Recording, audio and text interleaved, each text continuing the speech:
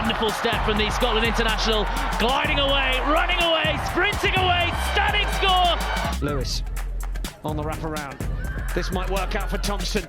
They're going to put a little bit more on it, and then they're over.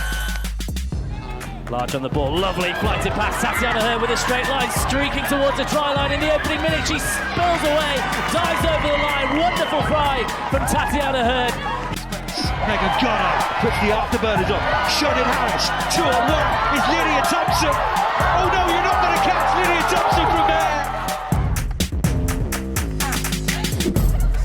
Scott. Oh, it's intercepted by Emily Scarrett. They won't catch Emily Scarrett from there. The long legs just eating up the ground. Oh, Chloe Rowley's making her way back, but she won't catch her. Emily Scarrett has been on fire. Carson again, she's having an absolute stormer of a second half. The Canadian international still going, gets the offload out. Lottie Clark bursts away from the tackles, gives it off. Carson again, looks on the outside, Packer for the hat-trick. What a score from Saracens. What a comeback. Someone ride with me, oh my girls with me. Ride with me. Turnover by Malloy. And McDonald sets off. Claudia McDonald. Mack is back and in fine style. Oh, it's a fine strike.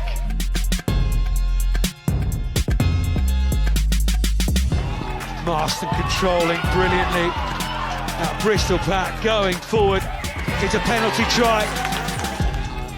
Oh, now there's a gap. Burgess. Ride with me, oh my girls with me. Hello and a very good afternoon and welcome to Worcestershire for our round 3 coverage of the Allianz Premier 15s. We're at Sixways today for Worcester Warriors' first home game of the season as they look to build on 2 encouraging open performances. They face a Wasps side who, after a first round postponement, kicked off their campaign with a defeat at home to Harlequins but a battling performance. But they do enjoy their visits up the M40. They've won on their last 2 visits to this ground. Thank you very much for your company today. You're watching us on Premier15s.com, Premier 15's Twitter, as well as England Rugby's Facebook and YouTube channels. But however you're following us, a very warm welcome to our round 3 coverage. Yes, a very good afternoon from pitchside here at Sixways. The rain, thankfully, has taken a bit of a break. We're expecting more throughout the afternoon. Alongside me, the 2014 Rugby World Cup winner, Kat Merchant. How are you, Kat? Yeah, good, thank you. Good to be back at Worcester. I was about to say, you're back in your old stomping grounds. It feel good to be back up here? Yeah, it feels like I haven't left. Like just arriving. Brilliant to see the girls and everything. So looking forward to it. Let's have a look at these 2 teams. Worcester, as I just mentioned there, kind of 2 really encouraging performances. Going away to Saracens and taking the lead a couple of times, and then a bonus point win. And we were in front of Wasps last week, and they had a really impressive opening 35 minutes. This should be a really tight game today. Yeah, I think so. Worcester have just come on leaps and bounds, and I think they're having threats all over the place. I think Alex Matthews is causing absolute carnage, you've got Lydia Thompson back in, so like flying winger, things like that. So I think just things are starting to change for them, and the culture's back, and I think Jo Yap's really taken them under her wings and is pushing them forwards. And just in terms of Jo's impact, she obviously came in right at the start of last season. They picked up a few wins, big recruitment drive over the summer, some of the names you mentioned there. And this club seems to be really going forward. Yeah, I think it's going places, and you can feel the energy about it again. They're no longer the kind of development team that's kind of rebuilding. They're there now, and they are putting in performances. And the Sarries game, it was fantastic to see that result. I think this will be an interesting matchup today. And in terms of Wasps, obviously we mentioned that first 35 minutes, and again really took on Harlequins up front. Maybe didn't have the forward game to compete with them, but just after a first hit out, they'll be in such a better place. Yeah, and I think tactically as well, if Wasps get it right, the first half, they're amazing. They got it wide, they really played to their strengths. Second half, they let Quins play. They let them play a forwards-dominated game, whereas actually if they'd have stuck to their plan, I think they'd have done better. So they'll have learned from that probably for today. Let's have another look at the fixtures around round 3 of the Allianz Premier 15s. A few 2 o'clock kickoffs this afternoon. Bristol Bears women, they're at home. They're facing Loughborough Lightning. Harlequins women, a couple of bonus point wins for them to start the season. Really impressive start against Exeter Chiefs women. And the 4th and final game today, Saracens, they're facing DMP Durham Sharks. That's at home. A live stream also available of that match as well. Unfortunately, Sale Sharks women against Gloucester Harbury. That one postponed because a number of COVID cases across the Sale Sharks camp. And we're just going to get the law changes up for us now, Kat, just so we can get the Allianz Premier 15s going. And it was your first live taste of the rules and the law changes last week.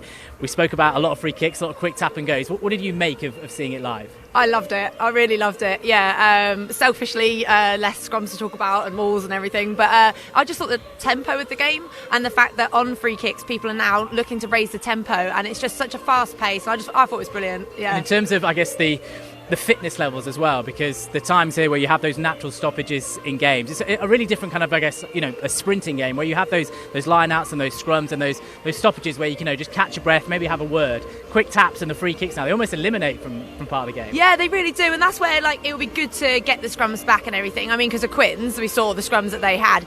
It's they get a dominant platform that they can then play off, so to take it away in one way for some teams isn't going to suit them, but in terms of the pace of play and the fitness, it's fantastic. And just to get rugby back, yeah. Rugby is back, very much so. That's the thoughts of Kat Merchant. We'll have more from Kat throughout the afternoon. Let's now hear from the two head coaches, Giselle Mather, the Wasps Ladies Director of Rugby, in just a second, but first Joe Yapp, the Worcester Warriors Women Director of Rugby.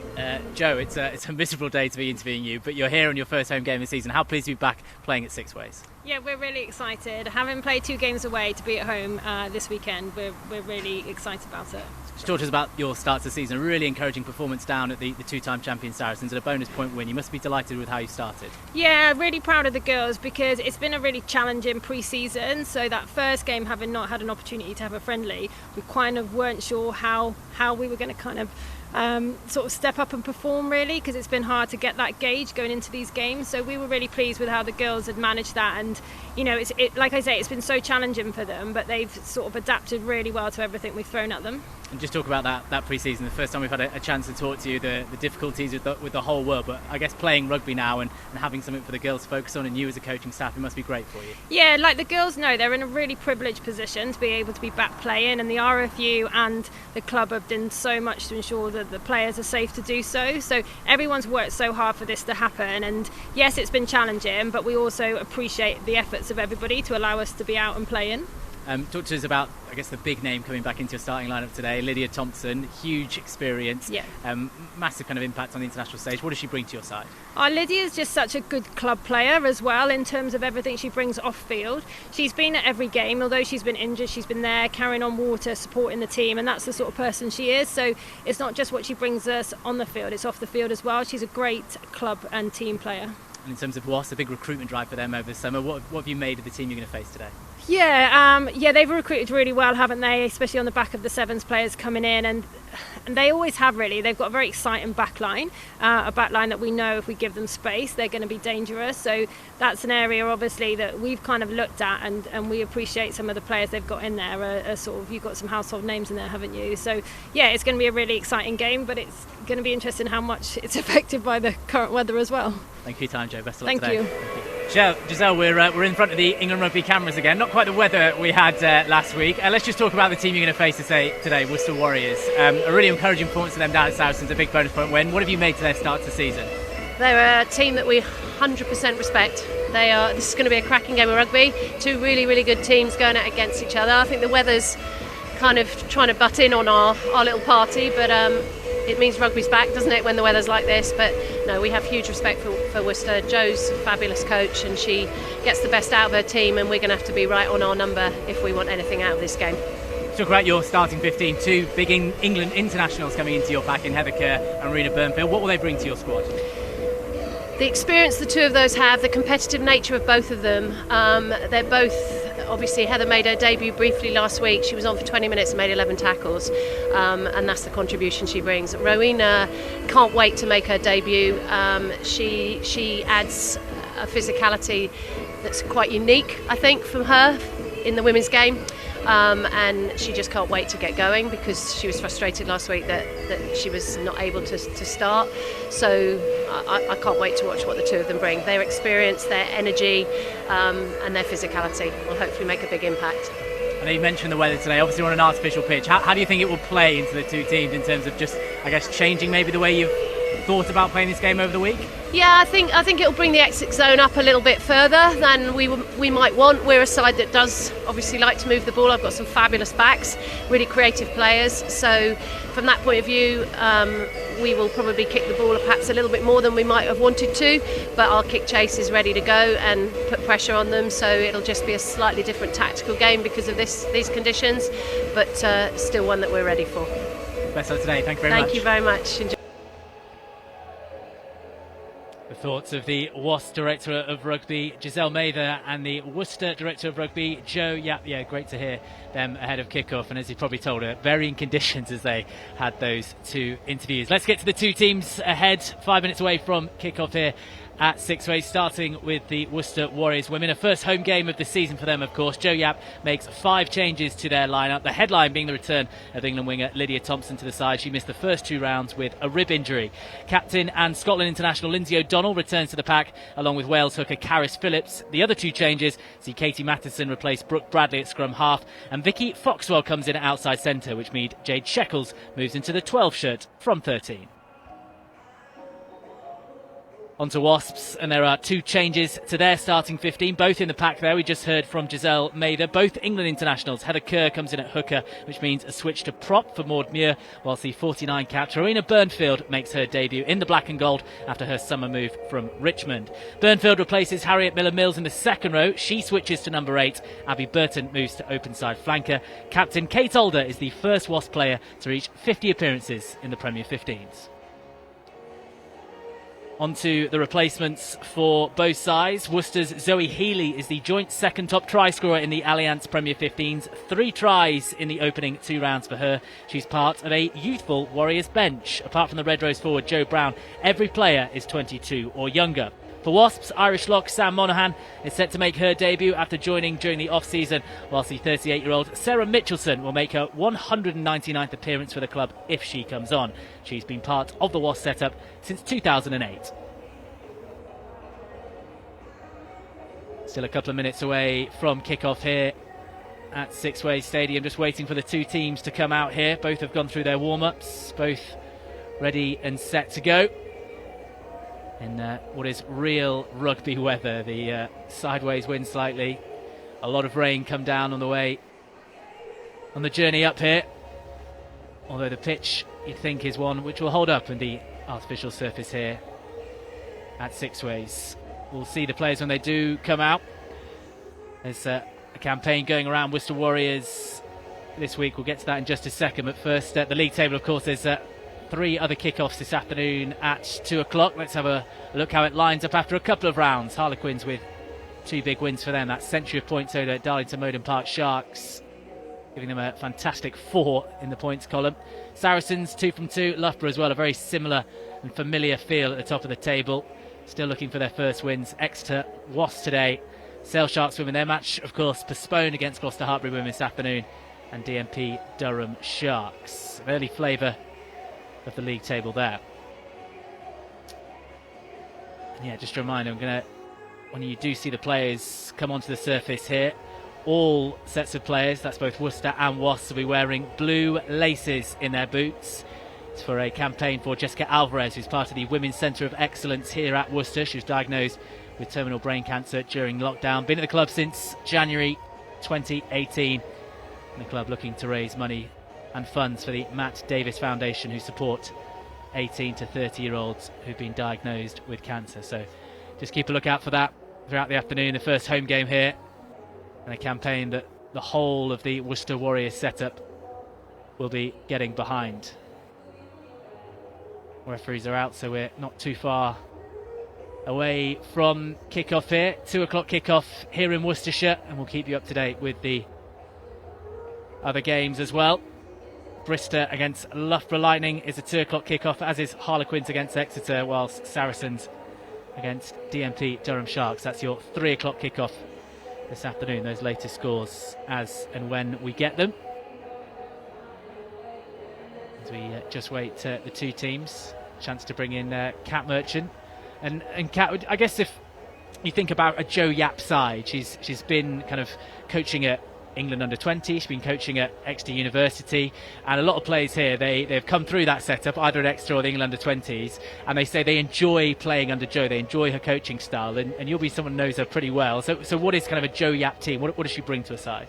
I think she just instills confidence in the players because she's so, I think, good at bringing the best out in people, and I think she's just someone that automatically you respect, and I think that shows in the way that they're going to work harder off the pitch for her, and then obviously on it as well. But I think bringing people together, having accountability, and just, I think respect's the biggest word you think of when you think of Jo Yap. If we look at a position that you know very well, the back three today, we were waxing lyrical, I think, about the back three of Wasps last week. Lydia Thompson returning into that back three for Worcester today, and we're going to have this on-off weather. We've seen the forecast throughout the afternoon, so maybe not a day for lots of running, lots of handling, but particularly, you look at Abby Kershaw as well as Vicky Laughlin.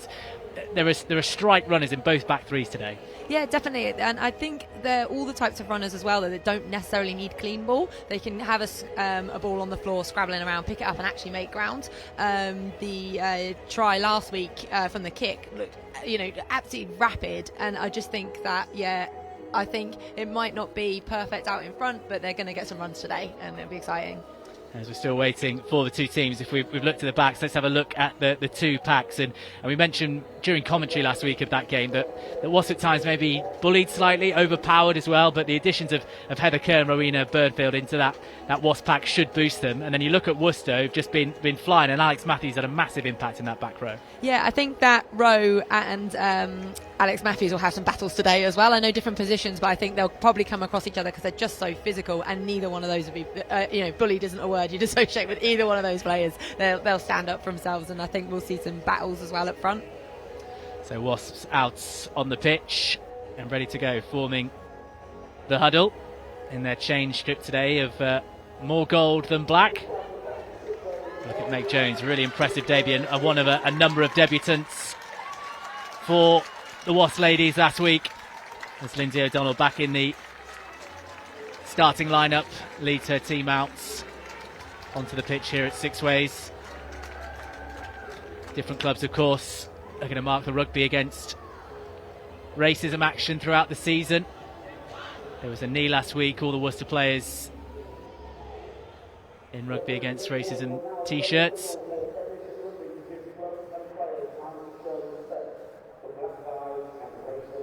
And we're going to allow the players, after a blow of the referee's whistle, to show their respects.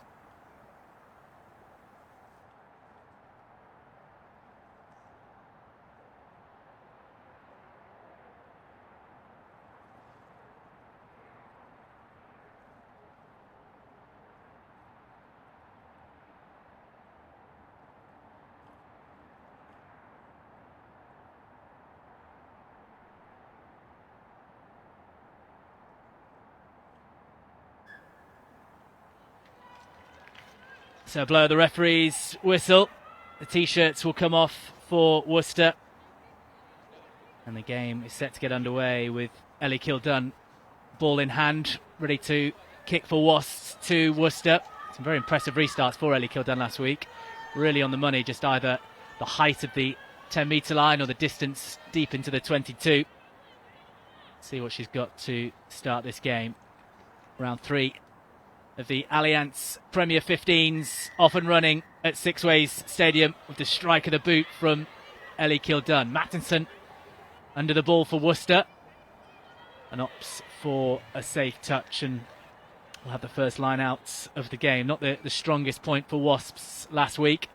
Struggled at times when it came to the line out, but with Harriet Miller-Mills, and we mentioned Rowena Burnfield probably in the loose cap merchant, but she'll really add to the line-out options as well. Yeah, and having Heather Kerr as well, seasoned kind of hooker coming back in, I think they'll have had time at training as well to work on it and hopefully tighten it up for them.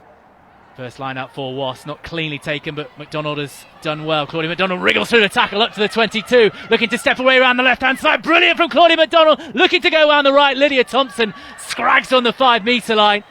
Well, she just slipped away and looked for all the world like she'd be going, but not many beat Lydia Thompson for pace. Yeah, I think no one's getting around Lydia there. But I mean, McDonald, I think the line-out looked messy, and I think that's actually why the defender stepped away from her. Just because it looked like she was going to pass it and they were putting pressure on her. Suddenly she snakes through, and then, yeah, I would have backed her against a lot of people there to finish. Many for raw pace can get the better of Lydia Thompson. Defensive line-out for Worcester. Towards the back they go. Again, it's not clean off the top, and Wasps will slide and gather a couple of metres away from the Worcester try line, sniffing the first points of the game. McDonald is there looking for her forwards. Burton goes in, carrying towards the try line, right up to the post. Wasps looking for quick ball. McDonald digging around for it, looks to try and snipe around the fringes. Worcester defence frantically trying to reorganise at the moment. All tight with the forwards for Wasps. Referee just making sure he can see the ball. Owen half a metre away, those gold shirts, round to the right hand side they go, pick and drive, they're over the line, referee has a look, still has a look, crouches down, and I think Worcester, well, have they survived? There's a big round of applause for the Worcester players. The post is blocking the view, pats on the back from Wasp, but it is held up, 5 metre scrum for them. So Wasp showing their intent today, like I think showing that they can have a forwards pack and they really want to bring that as part of their game. But a good scramble defence from Worcester, getting in nice and low to make sure he's stopping. But again, a really hard area to defend around here. But they're throwing bodies into it, trying to get below them. And yeah, they've managed just about to get a paw under there to hold it up. The hand underneath just stopping Wasp from getting the opening points, but still dangerous territory for them. Scrum dead centre of the pitch. It's Kildun and Quanta line up to the right hand side, the other 4 backs to the left. Options for McDonald either way. First scrum of the game, and it's a great shove by Worcester, disrupting that Wasp scrum, really disrupting. Miller Mills does well at the back. Here's Megan Jones looking to try and work some space. Inside the 5 metre still. McDonald looks for her forwards. Carry here from Hannah West. Brought down. Timing. Again with the forwards, the pods are ready to go. Muir with the carry this time, and good yards made by the prop. Forwards are keeping it tight. You can see where Wasps are going. Not really looking at the backs at the moment. This slippy, sliding, skimming rain across Sixways. Still coming down, if you can't see it on the cameras. Again to the right-hand side, Wasps go. Timing 1. Step 1. Worcester to their credit, the blue shirts getting involved, getting under the ball. They drive again to the right-hand side. Wasp, bit of momentum behind this drive. They're over the line again, just shoved back. Referee having another good look. Okay, that's clearly held up. And I think it's going to be the same result. Yes, it is. 1 offside. But however, it's going to be a penalty to Wasp this time. An offside called. McDonald just dancing around the fringes, trying to catch Worcester off target. Goes for the quick tap this time and gives it to Liz Craik. Good clear. Ball's available. Hold. McDonald to Miller Mills. Power game from her. To the left again it goes. Again the pod is set. Wasp trying to drive over the line. Looks like they've got there this time. Referee has a look. Raises his hand. The Wasp forwards with the pressure. Eventually telling the opening score in the opening 5 minutes. It's been a barrage of goal towards that Worcester line. And they have the opening try. I think, as you mentioned, it's their pods, their pod work, they're going in threes, and it's so much harder to tackle. So you can see here the supporting players driving her through, making her Hebecker able to get down to ground to be able to score it. Because if you get carry on your own, you get tackled there and you get put back. Worcester have been putting some good hits in, but it's almost impossible to tackle 3 people. First try in Wasp colours for Heather Kerr. And I'm sure Giselle May will be delighted with that forward work. It was at times her pack were on the back foot last week against Harlequins, but there's so much international class in that Quins pack. But today, so far in that opening 5, really impressive stuff for them. Successful kick from Meg Jones, and Wasps have themselves a 7-point lead to start this game. And I think the thing is for Wasps there, I wouldn't be surprised if they did decide to launch it out, because you've got the likes of Meg Jones there who can read a game so well, and actually if it is on they will move it. So I think it's great that they've got their forwards game going, but I think they'll always have an eye out wide as well. So what have Worcester got in response? They're yet to really have any of the ball, and they're yet to go into Wasps territory. The restart from Vicky Foxwell. McDonald already assessing the options. Wants the blocker. Across comes Sadia Kabia, playing open side last week, switches to blind this week. Box kick goes up from McDonald. Gathered by Worcester. Mattinson looking for runners. Nicholas, the fly half, into contact. Contest, thank you. Hold. Driven forward now by Move. Karis Phillips in the red Well scrum done, cap. tackler. Stay there. Good meters from the Welsh hooker. Back inside from Mattinson, and a good drive from Worcester to the halfway line. Hold. Mattinson looking around. Needs to try and throw it out is O'Donnell, and that's created a gap in the middle. Release the ball, well done. It was Nicholas just unable to take advantage, and Wasps have the turnover ball. McDonald looking around. Spun back deep to Jones, assesses the option and goes for the kick. Will bounce just outside the 22, and, well, I thought it had gone to touch. It's brilliantly dealt with there Stay there, 9. by the fullback Abby Kershaw. Now you run.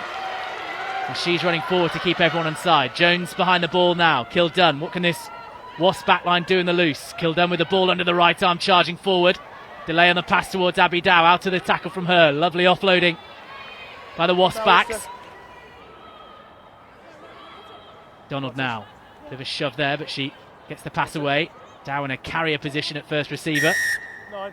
Penalty coming Wasp way for not rolling away. Your other players can help you by not countering. Exciting Roll play away. there. So we said about those views of forwards, and they're going to want to get it wide as well. So they're playing edge-to-edge stuff, and some good tactical kicking in there. And I think they were in really good positions as well to be able to field it and to move it wide.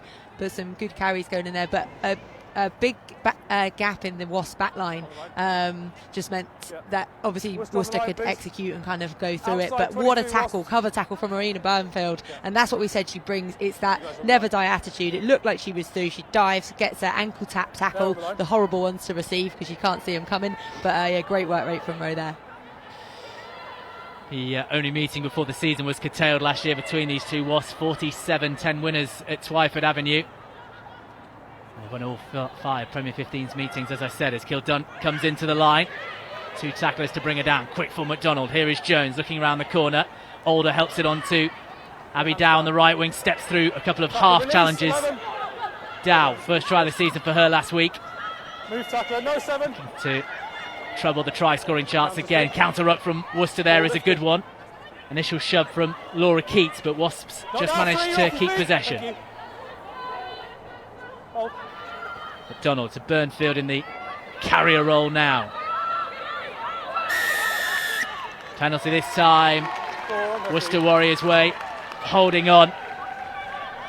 And that'll be a boost towards their defence because they've been on the back foot. They've had a lot of tackling to do in the opening 8.5 minutes. They have, and leading by example there, Lindsay O'Donnell. Like, she does a really good sort of chop tackle where she gets them down really quickly, which is allowing other people to get over, other players to get over the ball, and then to have the holding on penalty. We spoke about it last week. Refs are really, really hot on it. If you can make sure you're getting someone isolated, then you're going to get rewarded with those penalties. Kick to touch, successful for You got numbers? Worcester Warriors Women. And they will have the throw to the line-out. Karis Phillips, 51 caps for the former Wales captain. Throws to the middle. O'Donnell there. Mattinson dummied the first pass. Bit of a looping one and difficult to take for Taz Bricknell. Work for the Warriors to do here to clear their lines, but there's a good break from Callender, sniping through the back of the ruck, and Wasps didn't have their guard set. However, that snipe through the ruck has caused a penalty to come Wasps' way. Driving in the side. A call from the referee. Meg Jones fancies a shot at goal. I think a good spot there as well to go to notice that actually the guards weren't quite in place for Worcester to snipe through the middle of it, which was good. And then I think in the end it was Keats showing her class. She's given a penalty away. Ref told her why she's not in yet, and then gets herself back. And interesting because Wasps didn't go for post last week at all, did they? Even when there was opportunities to go for it. So interesting if they're working on that again today. Jones really comfortably settling into this role at fly half at Wasps. A classy operator who pretty much since the last World Cup has spent her time in the sevens programme, but adjusting back to sevens. And the England head coach Simon Middleton is here today, and I'm sure she'll want to start putting in performances to get amongst Red Roses' contention. Second shot at goal for Jones this afternoon. The right-footed strike just pulls slightly to the left. I just think she's an all-round player. She's got like kind of the whole package. So I think, Middleton will be watching with interest because she is somebody that just, I think you could put her in almost any position in that back line and I think she could own it. And that World Cup in 2017 when she played all over the place for England, 15, 13, and it's a real impressive Move tacklers, leave it now. Conser with the retake from the 22 for Wasps. McDonald looping into the middle. Craig takes it. Good dominant tackle there from Counter's good, no Alex hands. Matthews forcing her back. Ball was out. Muir at the tackle. Here is Cabella. Not on the ball. Yes. Good presentation for McDonald. Here is Miller Mills, another one who looking to try and get into Good Simon clear. Middleton's thoughts ahead of the Women's Six Nations finale against Italy next week. The Red Roses, of Tackle. course, in action Thank then. you. From the back foot, don't play 9. McDonald, Burnfield, flat to the line, runs back into the heavy traffic. Ball's out. Loose for McDonald, ball is out. Jones looping out to the far side. Here is Wasps on the attack as Gemma Rowland looks to try and take it out. Now Dow stepping inside and out. Over the shoulder. Penalty The rain advantage. just beginning to increase in intensity here at Sixways. Penalty only. The ball Seatbelt over spills shoulder. loose, but that was because Number 12. the infringement and a high tackle called by the referee. Yeah, it's a penalty. And High tackle still a Wasps penalty. just deciding what they want to do. Number 12. And it's Worcester are going for the double tackle. They're getting the first one in low and then the next one high as a tactic for them. Quick tap from Meg Jones there. I think she might have been caught in two minds about whether to throw the ball out or go for a run. She took it into contact. Wasps, importantly from their point of view, still have possession. McDonald, flat, lovely tip off there from Muir. McDonald again, just going through the faces now. Wasps beginning to Advantage. dominate this game, and as the commentator's Some curse advantage. comes in, That's Abby right. Burton drops the ball. Nothing coming. Mattinson tried to get the kick over the top. The Wasps hand came in, and so free kick, of course. If you're Back just 10 joining Wasps. us, Just a free new kick. laws, any knock on now, and these COVID-ready rules for the Well, Allianz Premier 15s. It is a free kick rather than a scrum. And Worcester have themselves a free kick and a decision I've to got make. 13 on my watch. They kind of, Wasps have had a lot of the possession and Worcester are showing work rate in defence and they've got to show that, but we've only seen tiny glimpses of their attack, so they kind of just Okay, hoping watch to off, get please. out of the pressure Watch area, off. get into the Wasp half, so then they can start relaxing and kind of, rather than forcing some plays. The real feature of Worcester's plays, particularly when you saw the tries at Saracens, was the structure which they played and the way they were able to score the tries. Time on. And weather conditions, of course, will play their part this afternoon, but so far at least, they've yet to really get going and get into their phase play. They're yet to put Not now. 3 or 4 together as Keats drives it forward from that free kick. Here is O'Donnell, round the back, better. This from Worcester. Kershaw with her hands on the ball and the dummy trying to get round. Harriet Miller-Mills manages to bring her down with the sliding tackle. But just a glimmer of hope for Worcester there, 2 here, 2 there. in the way that they did half break the line. Yeah, as you were talking about structure there, they knew exactly what they were doing, so they hit Laura Keats up. She does really well, makes a good 5 metres, and then Kershaw is so quick. She's deceptively quick as well because it looks like she's full flight, and then actually I think she's got Worcester, another hold gear. there, please. And Worcester, you can use the she's line. looking to, yes, she goes into touch there, but actually she's looking back inside to link up with Thompson, and that's a dangerous combo to be out there. Long looping throw from Heather Kerr. It will be Worcester who have possession. Release Just the ball, 18 well done. years old, Abby Kershaw, the That's Worcester advantage fullback. over for not straight. Just promoted to the senior squad in September from the Centre of Excellence as they look to try and work it through the backs here. And Tackle! Shekels on the ball, bit of help from O'Donnell. Mattinson looking for the run of Phillips. No, Good line from the no! Welsh hooker. Still there. Fly half Sarah Nicholas. Trying to break the line, then offloading, slips out the tackle, taken forward by Hannah West. Wasps back in possession. Immaterial. Kick through by Rowland. Clever grubber kick that. Excellent weight on it. Tricky one to deal with for Vicky Laughlin. Here is Kershaw running up against Quanta and Older, driving her towards touch, and just the physical power of the combination of those two Wasp backs that Kershaw couldn't deal with, and it will be a Wasp throw to the line. Those ones are always hard to deal with, and you've ran back to support, and Kershaw's done as well as she can. She's kept hold of the ball, but obviously she's quite slight as well, and then being driven out by 2 players, not much else she could do in that position. We'll play on. 15 Just a minutes lace. gone. We're approaching the first water break Time off. here at Sixways Stadium. Just waiting for a shoelace to be tied by The turquoise and grey scrum capped Hannah West. Now jogging over to the mark. Really impressive try-scoring record, Hannah West. 19 tries in 42 Premier 15s appearances. And for a prop, that's some strike rate. At the back of the line out now, and nearly gathering the ball there from Kurt, as Keats and Mattinson juggle about to each other, and the ball has managed to be recovered. However, then when you steal it, you're on the floor. And legally, from Hannah West, says the referee, who just checks the call, jogs back to her mark. So line out again, letting Wasps down. There's two that have either been, well, three. One was messy, yes, they got away with it, but then two there that are giving away the possession, and then that just becomes frustrating, I think. 4 players, and it allows Worcester to play with a little bit more territory because they know that it's maybe 50-50 in line-outs as well, and they can start putting the pressure on. You give them numbers. Foxwell with the touch finder again. 5 man, 5. Makes her way You got a chance to the outside centre position. Phillips with the line out. Matthews the target over the top, and McDonald with some space to run into. Opts to use the forwards instead. Craik is there. Worcester battling for the ball on the ground, and it was the jackal work there.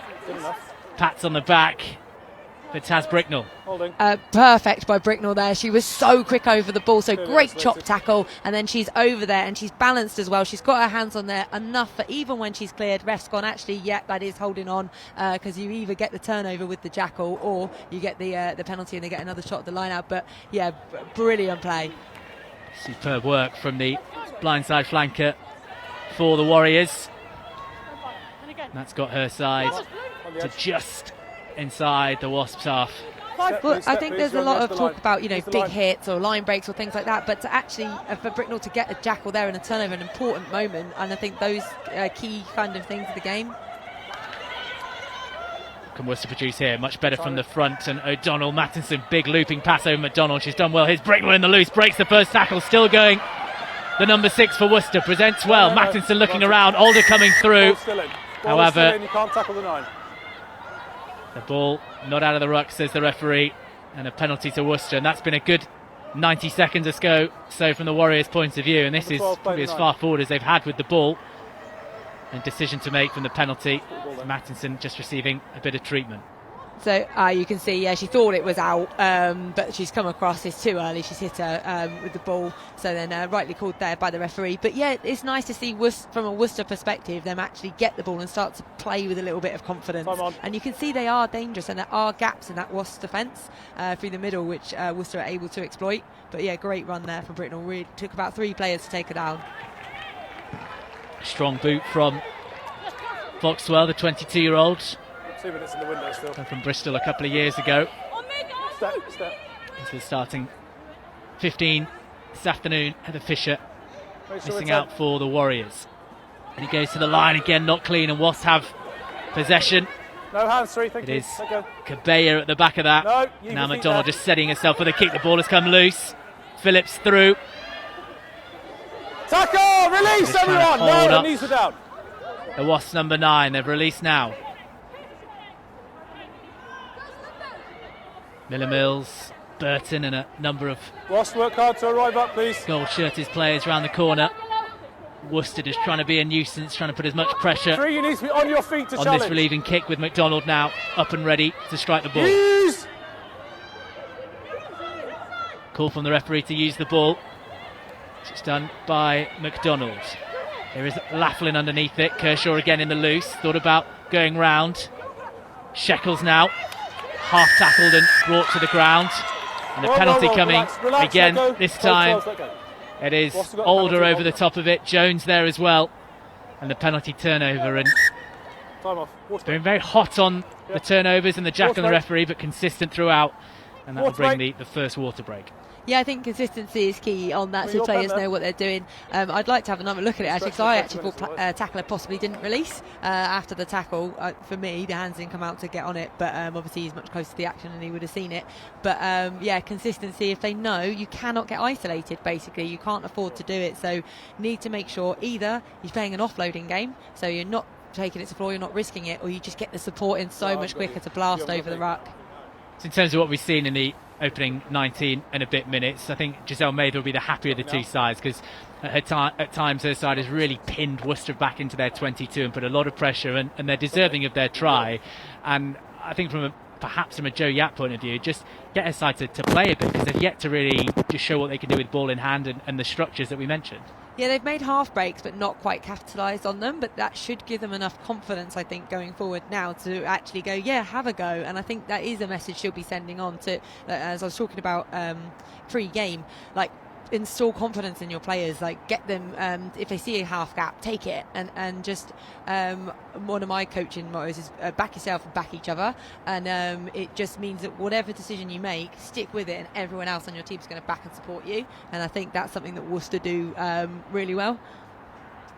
Two sets of players just forming their circles, messages coming through. Claudia McDonald leading it from the Wasp point of view. You can see Laura Keats there in the Worcester pack, just sending some messages on, and these water carriers will, I'm sure, be passing on messages from the coaches from the touchline as well, and just one or two tweaks, as Lindsay O'Donnell, as every good captain should, just having a word with the referee, checking his interpretation of the laws, and maybe just getting into his ear about one or two things that she has spotted, but maybe perhaps the referee this afternoon hasn't. I mean, the way that was going, we're going to be at 25 minutes before we start.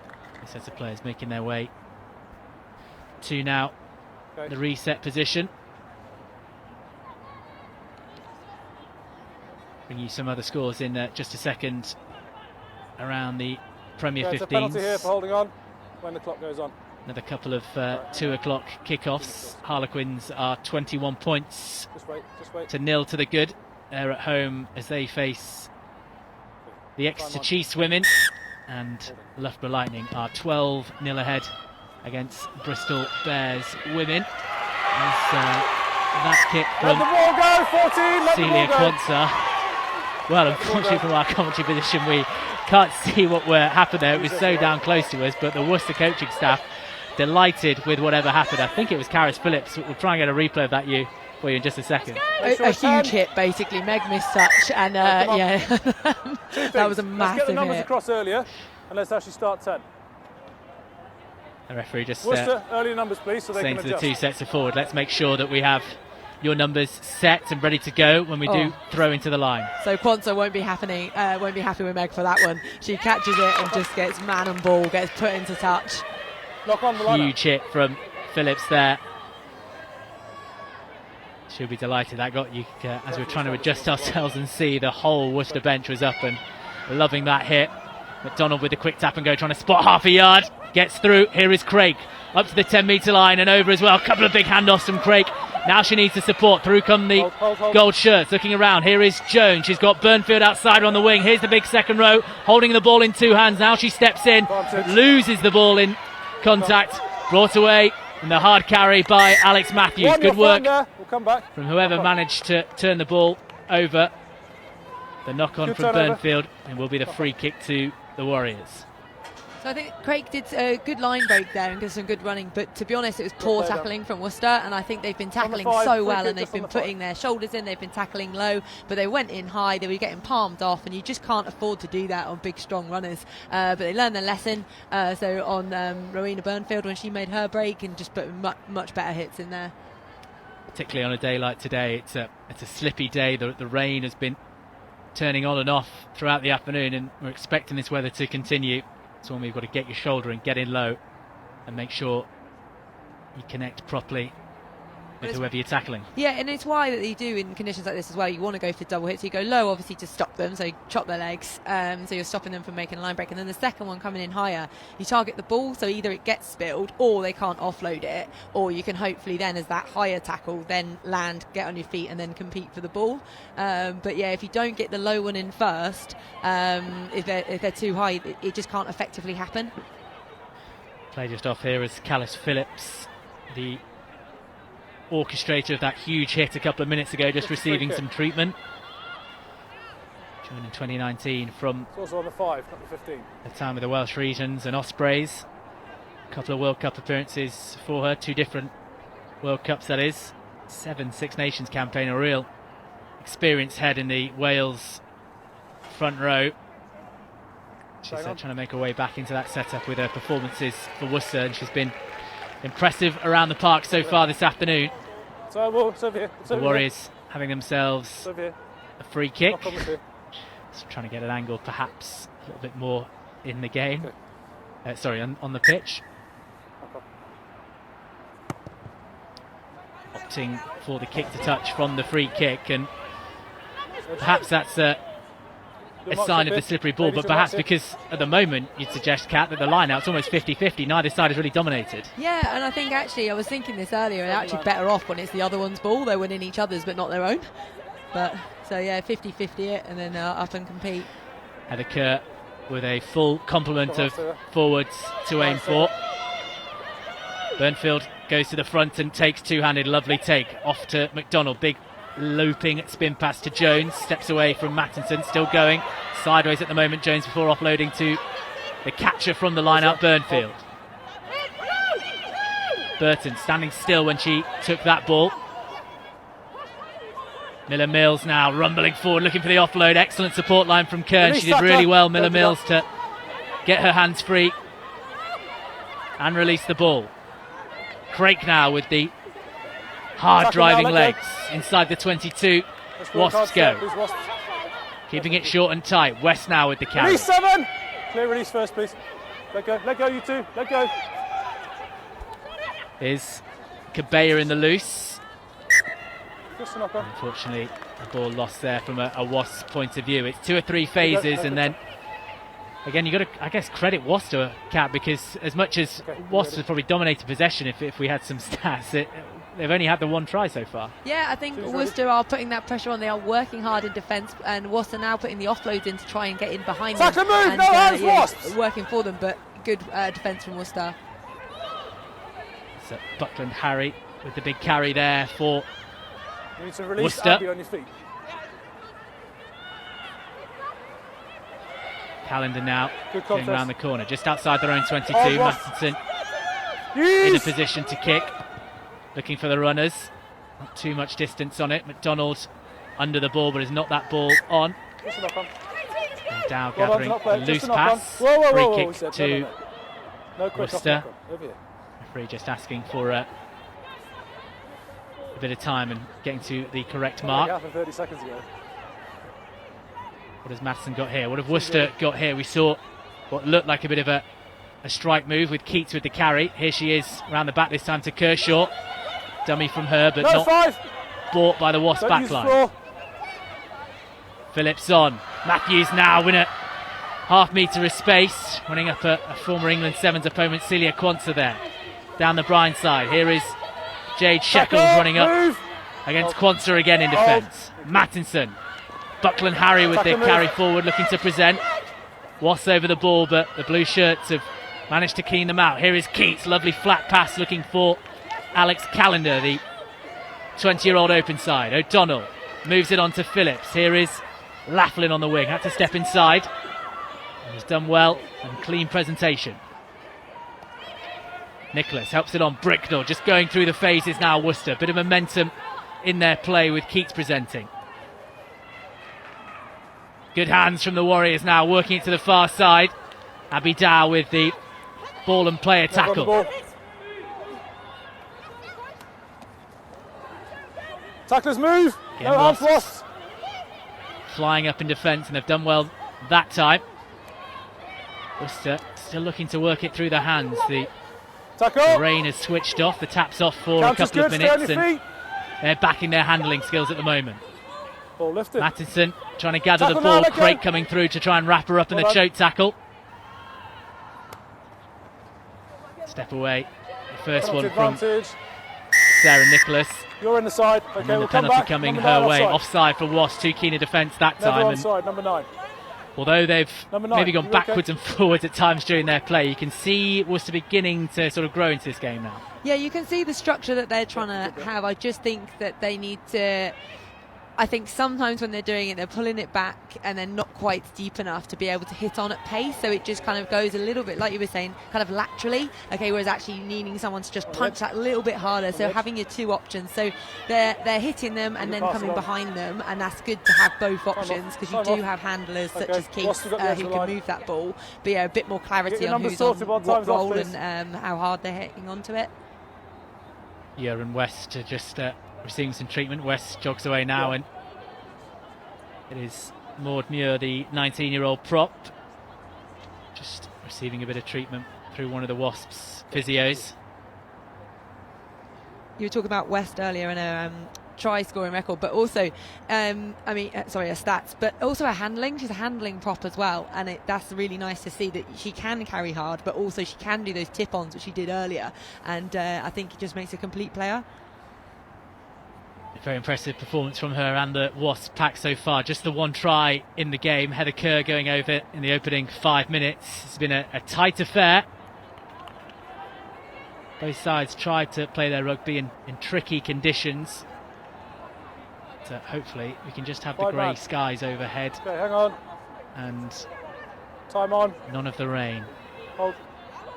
Time back on for the referee. Worcester throw to the line. 5 in it as O'Donnell goes to the front. Excellent take to Mattinson, and McDonald again racing up on her pass. Nicholas just offloads it. Taken in by Foxwell. There's no knock on, but it is lifted. Going around Hands the corner, out. Worcester there. Don't play the 9 now, thank you, let Referee go. just confirming no knock on. Laughlin the acting scrum half. Here is Nicholas. Flat to the line is Bricknell. Good carry. Back to Nicholas, the fly half. Taking it over the 10-metre line. Is a clear lift. Here is Buckland Harry. Gives it to Sheckles. Managing to wriggle away to the floor that time, but the 2 players on their feet. Penalty coming. Wasps way. Everyone let Big go. cheers from those in gold. Well. She needs a chance to move. Let go, Worcester. And the referee just confirming the call there. It's quite hard when there are 2 of and your the penalty players to Wasps as Jones comes over, trots over, and we'll look down the touchline. So I think Wasps have adapted here, to the referee really well, and they're doing the offloading, they're keeping it off the floor, but Worcester, to get another holding on penalty, you've just got to start to play smart, and you've got to kind of keep it away from those areas. Because we are seeing some good attack from them, but just keeping that ball alive possibly a little bit more might help speed up their game. Heading into the closing minutes of the first half here at Sixways. Reminder, 35-minute halves with the change in laws and protocols for the Allianz Premier 15. So just over 70-minute games. Another stoppage in play. A Worcester player at the moment just receiving some treatment. Well, that's what I was going to talk about. Mattison, how brave is she as well? Like when she's threading that ball through, I mean, because McDonald is so close to getting an intercept on it. So if you get it away, it's brilliant. She beat that defender. But I mean, it is high risk stuff, and I wouldn't be surprised if Claudia steals one of those. Is Amelia Buckland Harry just receiving some treatment during the summer? 7 years at Bristol for the lock. 20 months out with an injury she sustained playing for the Barbarians, but back fit and playing in the top flight of women's rugby. Another line out, not cleanly taken, but Wasps have possession. Jones running across the line, gives it to Dow. That one's knocked backwards. Burton with the more direct route. That's come loose again. Got it. Advantage. And not forward advantage. Worcester, referee allowing play to continue. Tackle move! As the women in blue have the ball. And it was stolen again, so we'll go back to the free kick. That was a good steal from Meg Jones, though. So good, and that's what we're seeing from these sevens players coming in. So that tackle, and they're on their feet so quickly. She's showing the ref, hands are off, so then she can steal that ball. Tacklers move! No hands, Wasps. Hold. Shane Fly Haas with an all-round game, not just her attacking, not just her kicking, but tackling work as well. Really strong carry again there by Phillips, bundling through a couple of tackles. Here is Callender, steps away from the first challenge. Good work by the open side. Mattinson looks back down the blind side where there's some numbers for Worcester. Here is Sheckles looking to step in against Quansah, who's racing across. Wasps, trying to carry them into touch. Ball has gone down. Just a knock on here. And there's another knock on there, so free kick towards Wasps. And the rain beginning to increase in severity again. handling conditions becoming trickier by the minute. Backwards. As you saw there from Liggs Crate, the ball has gone backwards. Wasps back in possession, just outside the 22, as Bricknell struggling to hold on the ball, tried to place it down. No advantage. And nothing coming from that initial knock-on, so we'll go back for the Worcester free kick, just outside the 22. Whoa, sorry, Mark's This it. is probably as far forward as they've had the ball. They go short through Keats. Mark's it. Ball will be brought back though. And I think this is where Worcester, if they just had a metre more depth, I think they could get About 10 outside metres off Wasps. the mark. I really do. And they've got the pace out there to use. But I just think they're standing slightly too flat for the Wasp line speed, and they're not quite getting the ball away. O'Donnell with the carry through the middle, the Worcester captain. Nicholas looks for the kick over the top, trying to tease one to the far side, looking Straight for up. Lydia Thompson, but out on the full from the Warriors number 10. I like the vision to do Use it, the and I edge. think the space is on in there. And if you know you back Lydia edge. Thompson on those to gather them and to go for it. But actually, Yeah, obviously line's gone yours. out. But then they're putting pressure back Hold. onto Wasp, so not a kick for nothing. They do actually now get to defend up here. I hope that Wasp kick it out. Line out's over. Again, slightly messy, but Wasps had possession. Burnfield was the initial target. West with the step. Wonderful work from the prop until she loses the ball in contact, and that will be Lost forward. a knock-on. And bar of soap at the moment, the ball, it's just slipping and get back 10, slithering all the time out of contact. Well, I think it never shows how Right, bad it is. Like team's on the ready. screen, this doesn't even really look like it's raining, but actually looking at it, it's really coming down. We are in a shed at the top of the commentary position, locked away from the elements, but it is really beginning to pour down here in Worcestershire. Short pass from Nicholas to Bricknell. It was a lovely line. Unfortunately, from a Worcester point of view, Clearly forward. just a couple of inches forward. What a line though from Bricknell. She's really spotted that, and it's that out to in coming in between the defence. So hopefully we can spot it here. And then so there's slight dog leg in the defence. Claudia McDonald's come Well, up. that's it. She's just slightly in front of her inside defender, and then actually that line back On in, the edge. had that not gone forward, was a great one. There you go. There's your mark. It's a free kick. Kick to touch from, I think, Meg Jones was thought it was a penalty because all the Wasp players were jogging up. Of course, just a free kick. So Timing. it will be thrown again to Worcester. Really decent attacking platform for the Warriors here. Looping ball, looking for Buckland Harry, but misses the mark. McDonald with the kick. Underneath it is Laughlin. Goes to the centre of the pitch, still going, trying to get round Craig. All very horizontal at the moment. Laughlin throws the ball out the tackle. Excellent take from Callender out to the far side. Here's Bricknell in the loose. Excellent running lines Ball's so out, far in slide, this game. Big hand off and Ball's carry. out. Excellent take by Keats there in the middle. And just it. to ride, just a Let him tackle sliding up her. Mattinson, Buckland Harry, onto her second row partner O'Donnell. Good, stay on your feet. Worcester Good counter. securing possession. Phillips in the loose. Here's Lydia Thompson off her wing. The dummy wasn't Good clear. bought by Stay now, Quanta. Wasps. No, stay there. Ball is still in. Bit of work for Mattinson to do at the bottom of that ruck. You happy with that timing, John? Ball under the arm for Carmen Tremelling there. Release one. Nicholas flat this time, looking for Bricknell again. Busy for work, the Worcester blind side. Now a bit of fast ball here. Nicholas to the line, Well, just leave him. delaying the pass, looking for runners. Was trying to go over the top, and Straight off. Hannah West there diving on the Time's over ball there. This time you've Clear as affected you're the ball. likely to Straight see. off your feet. The intention to play the ball, but straight atop over. Penalty to Worcester. For me, there are definitely dog legs appearing in that Wasps defence, and I think they are so keen to get up, to get line speed. They play right on the edge of the offside line, and they're flying up. But I think had that passer gone slightly wider and actually hit Keats on the outside, that gap was there, but Rowland was up, putting the pressure on, and I think Worcester just hit the wrong player. They're hitting the player that's in On the front edge. of the line speed. On the edge of the line, please. 5 man. So one of the last opportunities of this first half to attack for Worcester, just outside the 22. Have really lacked ball time inside that Wasps 22 in this opening Backwards. half. Gathered in the middle by Tacklers Keats, difficult move. one under pressure 7. for the former No England elbows on prop the to floor. gather. Here's Phillips.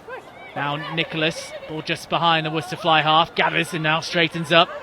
She's done well there, the No, number 5 10. in the side. Let go 5. Come on, do better, please. Okay. Good timing. Mattinson looking for Tremelling again. Driven back in the tackle. Not hands, by stay on Craig. your feet. Good contest, thank you. Hold. Mattinson looking to test Jones back there as Thompson came through on a former Red Roses and England Sevens teammate. Actually, they'll know each other well. Just making sure she knows perhaps if there's another one she'll be under just as much pressure. Clean strike from Meg Jones. You can just hear the ball when it comes off her boot. She's such a clean striker of a ball when she's heading to touch. Definitely, it looks so good as well, the flight of the ball. And I think on that one for the kick for me, the one beforehand where we're looking for a real attacking kick, we're looking for Thompson to chase it, and I think that's a good decision. But when you've got Meg Jones sat back there and we're boxing to her, she's not going to miss it. So actually, tactically, need to scan first. Why are we kicking? If we're just kicking to kick it away, there's no point. We've got to think about actually, I say we, Worcester, I think is important. Off the top from Worcester, trying to get rid of the ball, but Phillips manages to lie on the floor and gather. Again backwards, again recovered. Advantage on the play for the Warriors here. Scrum advantage. Free kick advantage. Donald flying up again. Bricknell on that flat line. We'll go back for the free kick. I think Wasps need to watch it though, because I think they are offside, and they they've had one penalty for it, but they're playing right on the edge, which is good in terms of putting pressure on. Just slightly in front there, but forward pass. One of the last plays of the half. What Worcester got here? Brilliant line from Alex Matthews, bursting through the middle, through one. Half tackle from McDonald, right on the edge of the 22. What momentum can they get here? Nicholas back inside, looking for Thompson. The penalty comes Wasps' way, this time lost forward. for offside. No, she didn't. The lost forward then gather the call from the referee, so it is a penalty. Knock on, number just 3 again offside. in fits and starts, Worcester. I mean, how fast did Alex Matthews look there? Because at first when she made the line break, I was like, oh, it must be one of the centres, or and you're like, no, it's your back row that's bursting through with so much pace and balance on the ball. Here is McDonald from the tap. Difficult one to deal with for Muir. Craig time if you want it. Gathers for Wasps. Not now. Burton. That is time if you want it, 9. That is time if you want it. Back into the blue shirts from the Wasps open side. No, not now. Just steadying herself now, McDonald. Muir, the decoy runner, to Jones. Backwards. Kill done. Slippy one to deal with. Worcester coming through, trying to cause some disruption. Thompson there. Good pressure this from the blue shirted Warriors. McDonald wants an option. Abby Dow in the kicking position. Knowing time is dead, she kicks it out, and that will be the last action of the first half, which Wasps have just about edged in terms of probably possession and territory, and also on the scoreboard. Just one try for them. Heather Kerr in the opening 5 minutes, going over after a succession of pick and drives from the forwards. As Worcester jogged down below us. And Wasps. I keep saying Wasps instead of Wasps. It's a mixture of Worcester and Wasps, yes. Head to a different changing room. Your thoughts on that first half, Kat? We said before the game we expected it to be tight. There was lots of moments where it was, but Wasps probably just about deserving of that lead. Yeah, deserving of the lead, but starting to get. It was quite a scrappy first half. I don't think it was particularly pretty to watch, but I think that actually they'll have time now at half time to actually start possibly playing the weather conditions slightly smarter, because it worked for Wasps doing the forwards play, and then suddenly they're like moving it wide, and there's quite a lot of balls to floor and knock-ons. I think just possibly tightening it up and then looking to expand off it. So it's a bit of action in the middle of the pitch. In fact, quite a bit of action in the middle of the pitch. But let's have a look at the highlights from the first half. Just the one try. The attempted first try that we thought might have been the first Wasp score. And we'll see in just a second for the try, but very similar. So just Worcester are really good at just putting bodies under the ball. It's as simple as that. When you try and go low to hit them back, but when you can't, you've just got to roll anything you can underneath it. And I think it's just an arm that comes out just to stop that ball touching the floor, and so it's good and it's clever play. Good numbers there from the blue shirts. And here is the only score of the first half. Heather Kerr with her first try in a Wasp shirt. And it's a good carry. She gets in front, she gets the two supporting players either side of her, which just get nice and low. Rowena Burnfield involved as well, and just pushing their body weight to help push her through. See the low driving position from Heather Kerr. We mentioned the pods, which are a real feature of Wasps in the first 5 or 10 minutes. Haven't done too much of that since, but it is the only try of the first half, which sees Wasps FC Ladies 7 points to the good against Worcester Warriors Women. Let's have a look back now on round 2 of the Allianz Premier 15s. Every Monday after the weekend's games, we give you the try-lights, your chance to vote for the best tries of the round. Let's have a look from some of the best efforts from round 2.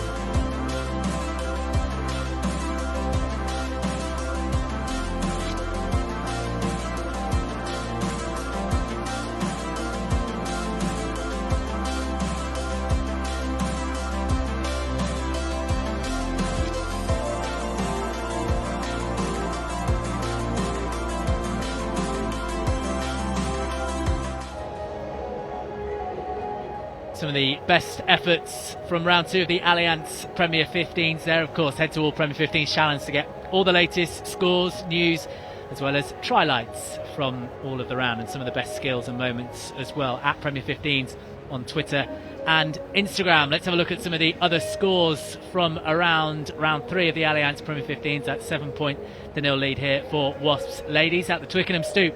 Harlequins Women continuing their impressive start to the season.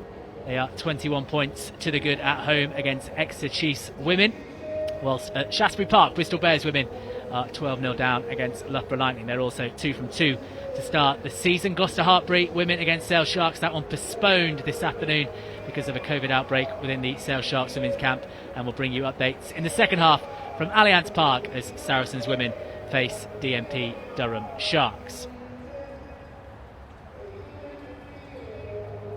So now it's throughout Black History Month, England Rugby have been shining a light on some of the achievements of the black players throughout its history and also celebrating their impact on the game. One issue though that has arisen through the rise of the Black Lives Matter movement this year has been singing Swing Low at Twickenham and its connections with the slave trade. England Rugby have put together a documentary explaining the history of the song and how it came to prominence. And here's a section from an interview with the Red Roses prop, Shauna Brown.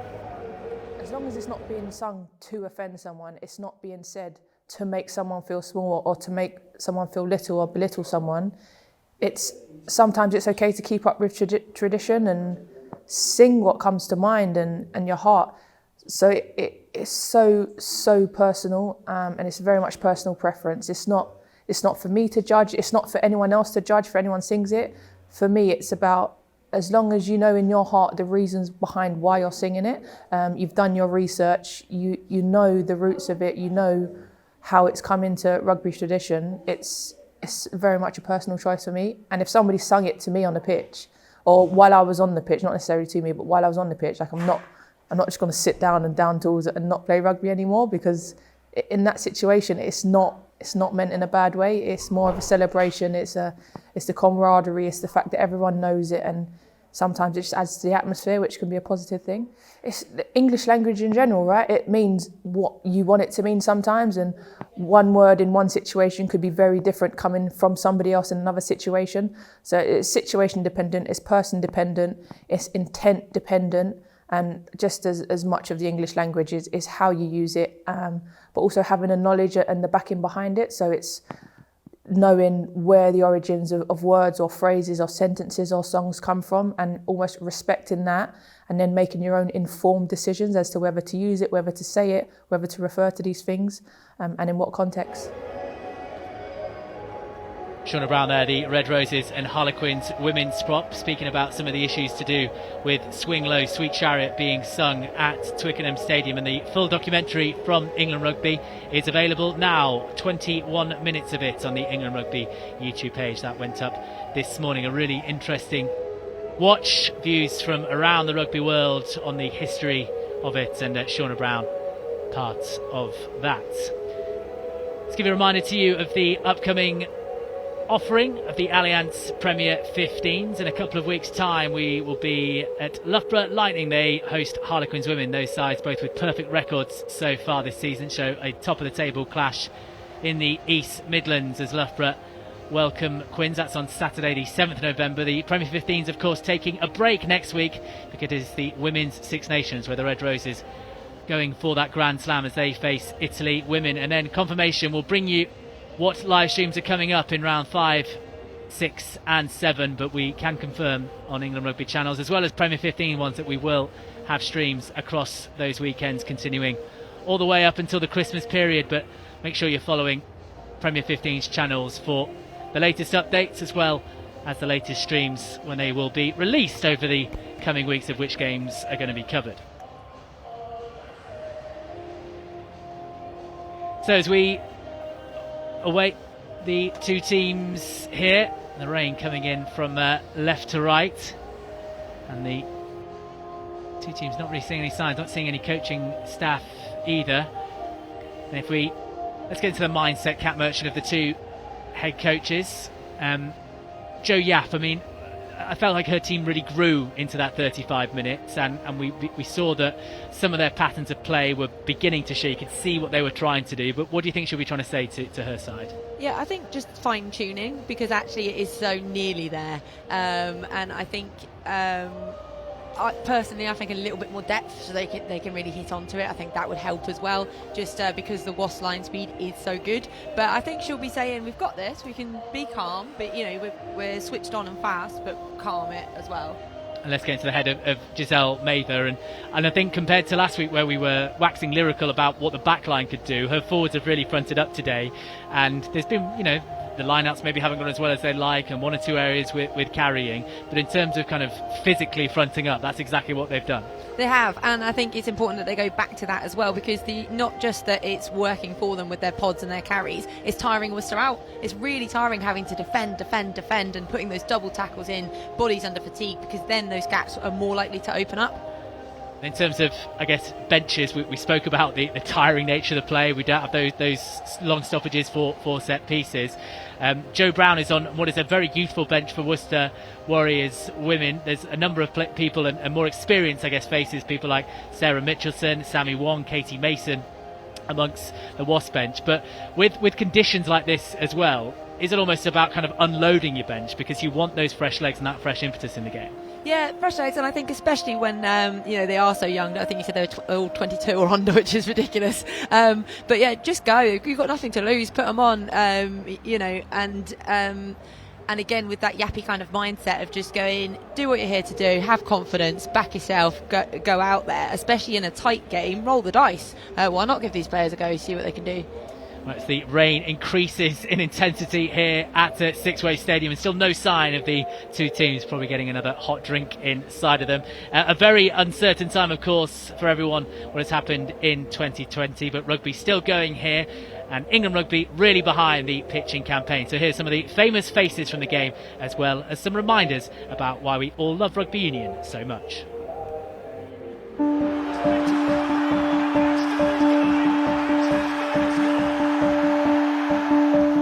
We all miss rugby.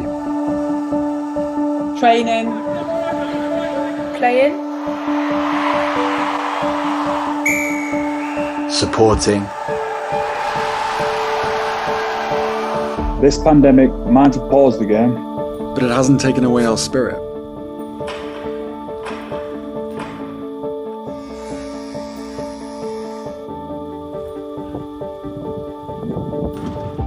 Throughout the lockdown, we have found new ways to come together and help each other. We have turned our clubhouse into a food hub. Teamwork comes natural to us. respect is in our blood. Just a big thank you for all that you're doing. Saving lives day in, day out. We know how to have a laugh.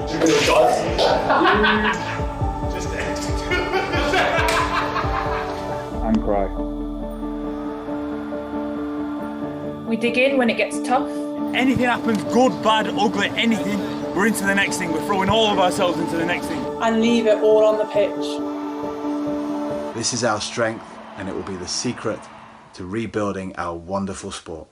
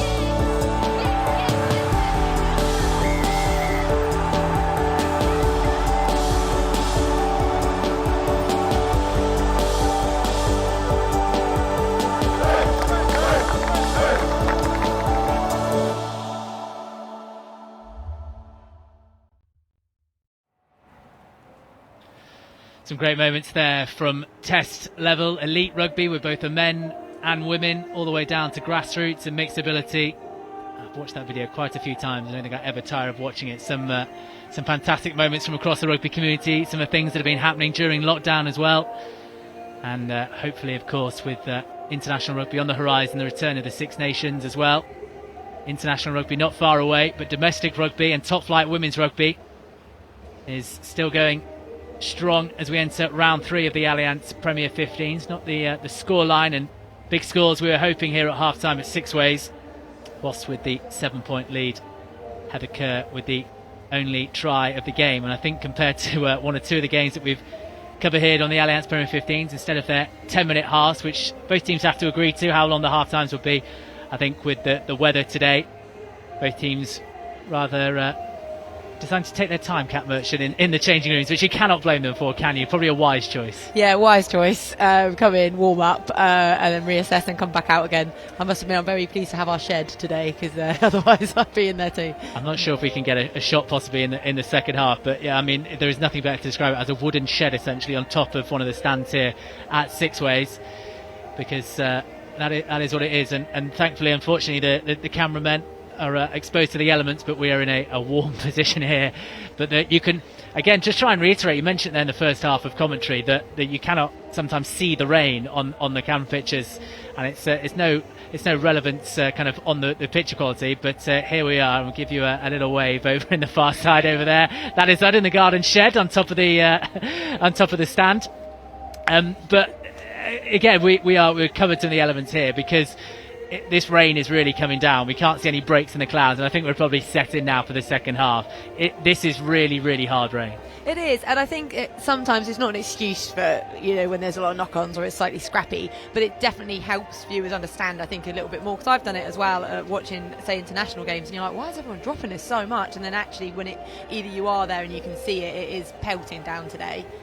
I think the game that sticks out was quite a recent one in the Scotland in the Six Nations, so both the men and the women, the Calcutta Cup match for the men, those swirling winds around Murrayfield during the game, and then the Red Roses, of course, when it was the storm came in, their game got postponed initially because of the wind and rain, and then they were playing in snow and sleet and sunshine as well, and you could see that because it's the snow and the sleet, but the rain today, one or two of your pictures there, you'll be able to see it is really, really teeming down. I was up there for commentary and it was so crazy. It was so crazy, like hair blowing across your face and then suddenly it's snowing and it's just, that was quite strange. I was there too, and I think compared to those conditions, this is a lovely mild afternoon in Worcestershire because it was freezing. Yeah, and in our shed, pretty warm. So it's good. We're in a shed as well, all warmed up. Delighted to say the two teams are back out, switching sides, and it will be Worcester Warriors Women to get us going in the second half. And there's the number 13, Vicky Foxwell, who'll get us re-going.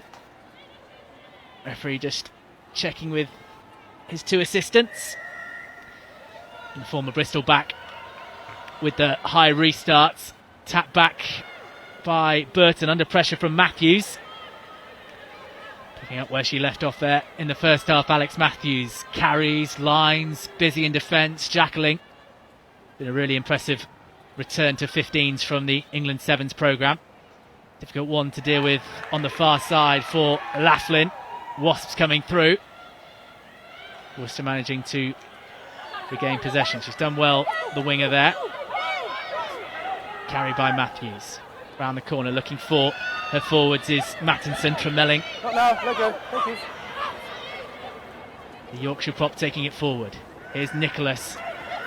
Worcester's backline all just drifting slightly there, easy for Wasps to defend. You've used the ground beyond the ball. Laughlin in the action again. Nicholas helping it on to Shekels, taking it forward.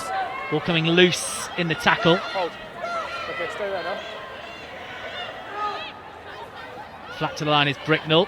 Burnfield and Cabella right up on the Worcester blindside, who hit some wonderful lines in that first 35 minutes. Keats, show inside, then goes out. Nicholas wasn't waiting for the ball there. Not quite switched on as it dribbles behind her. Thompson with the clear-up work. Mattinson back.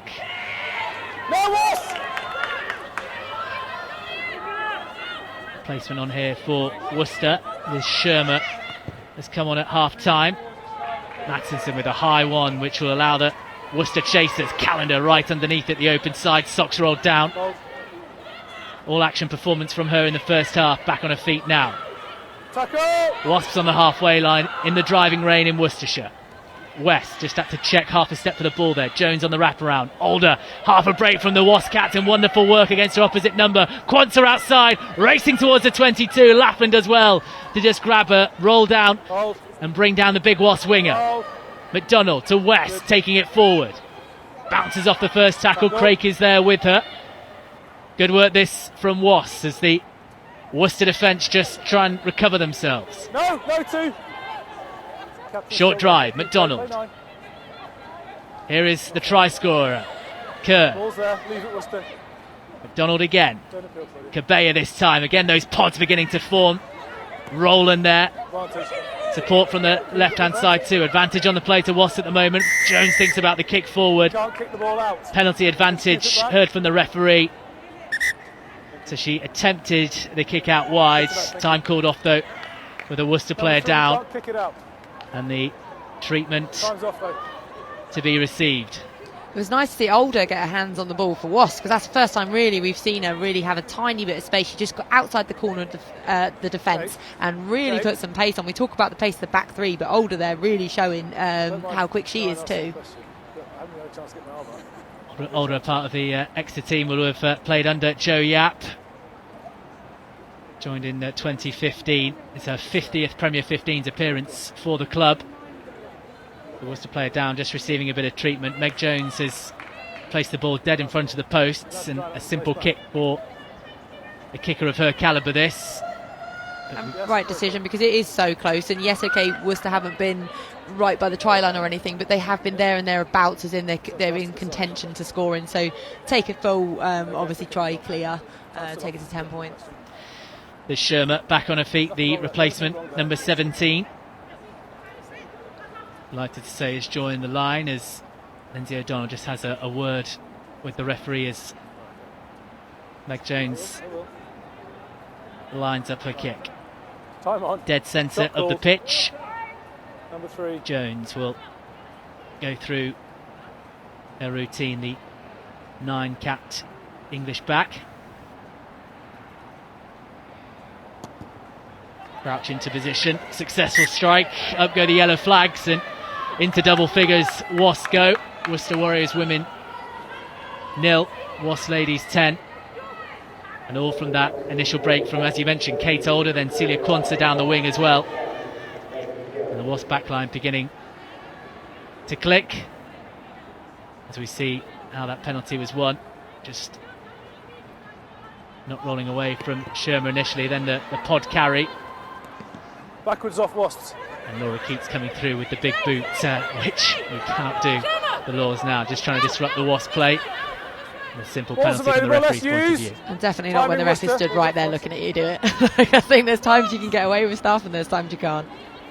McDonald with the boot, looking for territory. Difficult one to deal with in the slippy rain, but Bricknell back there has conceded the free kick. Wasps have the chance to build now as Miller Mills trots over initially to the mark, instead gives it to the scrum half McDonald. Muir on the crash ball run, really driving her legs at pace there, running towards the defensive line of Worcester. McDonald just managed to be grabbed before she was able to pass the ball.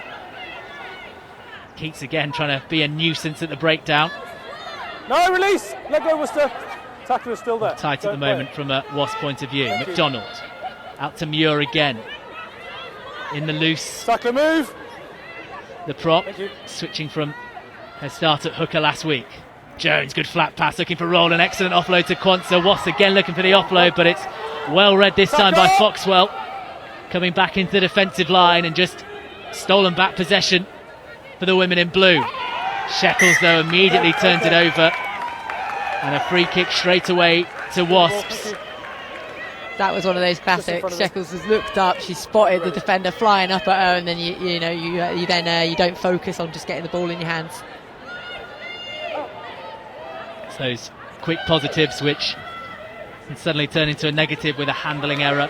No, 7. Release first, Worcester please. yet to really get going at the start of this second half. 5 minutes in, they're trailing by Tackle. 10 points to 0. Stay. McDonald, Miller-Mills, the target. Set now. Kerr in behind her. That is a Burton ball. there for support as well. At the moment, Worcester have held the Wasps number 8 up. Referee looking for the ball, as is Claudia McDonald, but that one is held up. We're going to have the second scrum of the game, I think, because the first one, I remember an excellent Worcester shove. Yeah, and you can see there that the players, so to just kind of explain that one, so if the ball collapses, you don't have to roll away. So Wasps are very frustrated that Worcester were lying on the ball, but actually you're well within your rights. You can just land, stay where you are, ball's unplayable, turnover, so scrum to Worcester. It's one of 10 options as part of the new laws of how a scrum can still happen in the game. So as we just mentioned there, second one, it shows you the amount of free kicks and ways that a scrum is set, or to reduce face-to-face contact, minimise the transmission, possibly of any COVID-19 risks. We will have the second one of the game. Good shove from the first one by Worcester. What have the pack got here to produce? In from Mattinson. Solid again from Worcester. Now Wasps begin to get the wraparound, but Matthews off the back of it to Mattinson. Kick is blocked by Jones, ricochets off a couple of players. Nicholas frantically trying to push the ball back, but holds on as she does, and a penalty comes Wasps' way. 10 on her feet. Yeah, very easy to get isolated, I think, when you go that wide, when you're that close to touchline, to get those kind of holding on penalties again. Jones with a really decent touch finder for Wasps. Wasps numbers, they will please. be 6 metres away or so from the Worcester try line. Got the line. Problem initially, though, will be them securing the ball in Don't have to have one. an area which they've not managed to secure it too much. It will be very tricky in these tight conditions. To the front it goes, and Burnfield now. Well set is the Wasps pack. Worcester trying to come through, but Worcester driving forward. This is well set from those in goal, pumping the legs up towards the try line. Referee has a look, and up goes the arm. The forward power of Wasps again, just too much for Worcester. They have their second try of the match, and the forwards again with the pat on the back. And you can see how much that means to them as well. They're all running in their backs as well. They've done their job. They knew what they were doing. So a lovely kick from Jones initially, and then they've sorted that line out, and then it's just so hard to defend once they get it right. They're all in. Okay, they know who's on it. They're calm at the back. It's West who's got control of it, and they're working together as a unit, and it means so much to them. I think especially today for the forwards to really, really step up. 9 tries for Hannah West last season, her first one of the new campaign, and what was part of a real forwards effort. Second try of the game, and they'll be delighted with that Wasps, and a chance for Jones to try and stretch the lead. One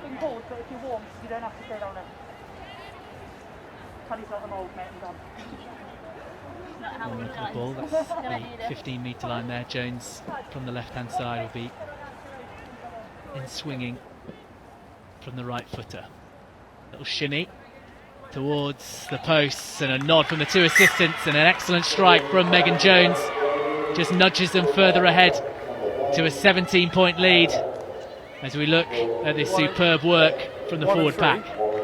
All just driving, and it's the body angles as well. You can see that the hips are tight. If the hips split, then the Worcester might be able to get in and kind of splinter it, but actually they're driving together, they're staying tight, and it means that it's just a force that just is so hard to stop. So what have Worcester got? We've seen them in fits and spurts, we've seen good moments from them, but yet to get on the scoreboard 45 minutes into this game. Restart from then is a big bat-back attempted by Abby Burton there, got none of the ball. However, her side do have possession. McDonald to go over the top. Very decent touch finder there from Claudia McDonald. Well, I say that, it was obviously outside the 22, of course it was. So not so decent. Not so decent. Yeah, but good distance on the kick. Yes, I did hear something. It's just not quite good. Claudia McDonald and me did not have our boundaries correct. So back we go, and a Worcester throw in what's just outside the 22. It's all right, we all have our moments. I thought Meg missed the kick, so I'm obviously going blind. So I don't know what's going on. It's both playing the rain. Yeah. Very terrible very rain. wet. Can't see. It's very, very sideways.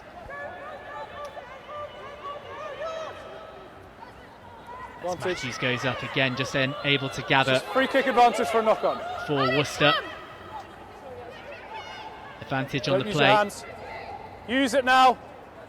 To the visitors. Ball's still outside though. Advantage over. This one for McDonald is a tester for Sarah Nicholas. Does well jumping the ball, taking it at the high angle, and keeping possession for her side. Laughlin to Callender. Let's try and step away from Cabella. Just rolls another half metre on the floor, then she releases the ball and then gets back up. Wonderful play from the open side, very, very clever. Here's the replacement El Febre. Mattinson, Laughlin, Matthews inside her.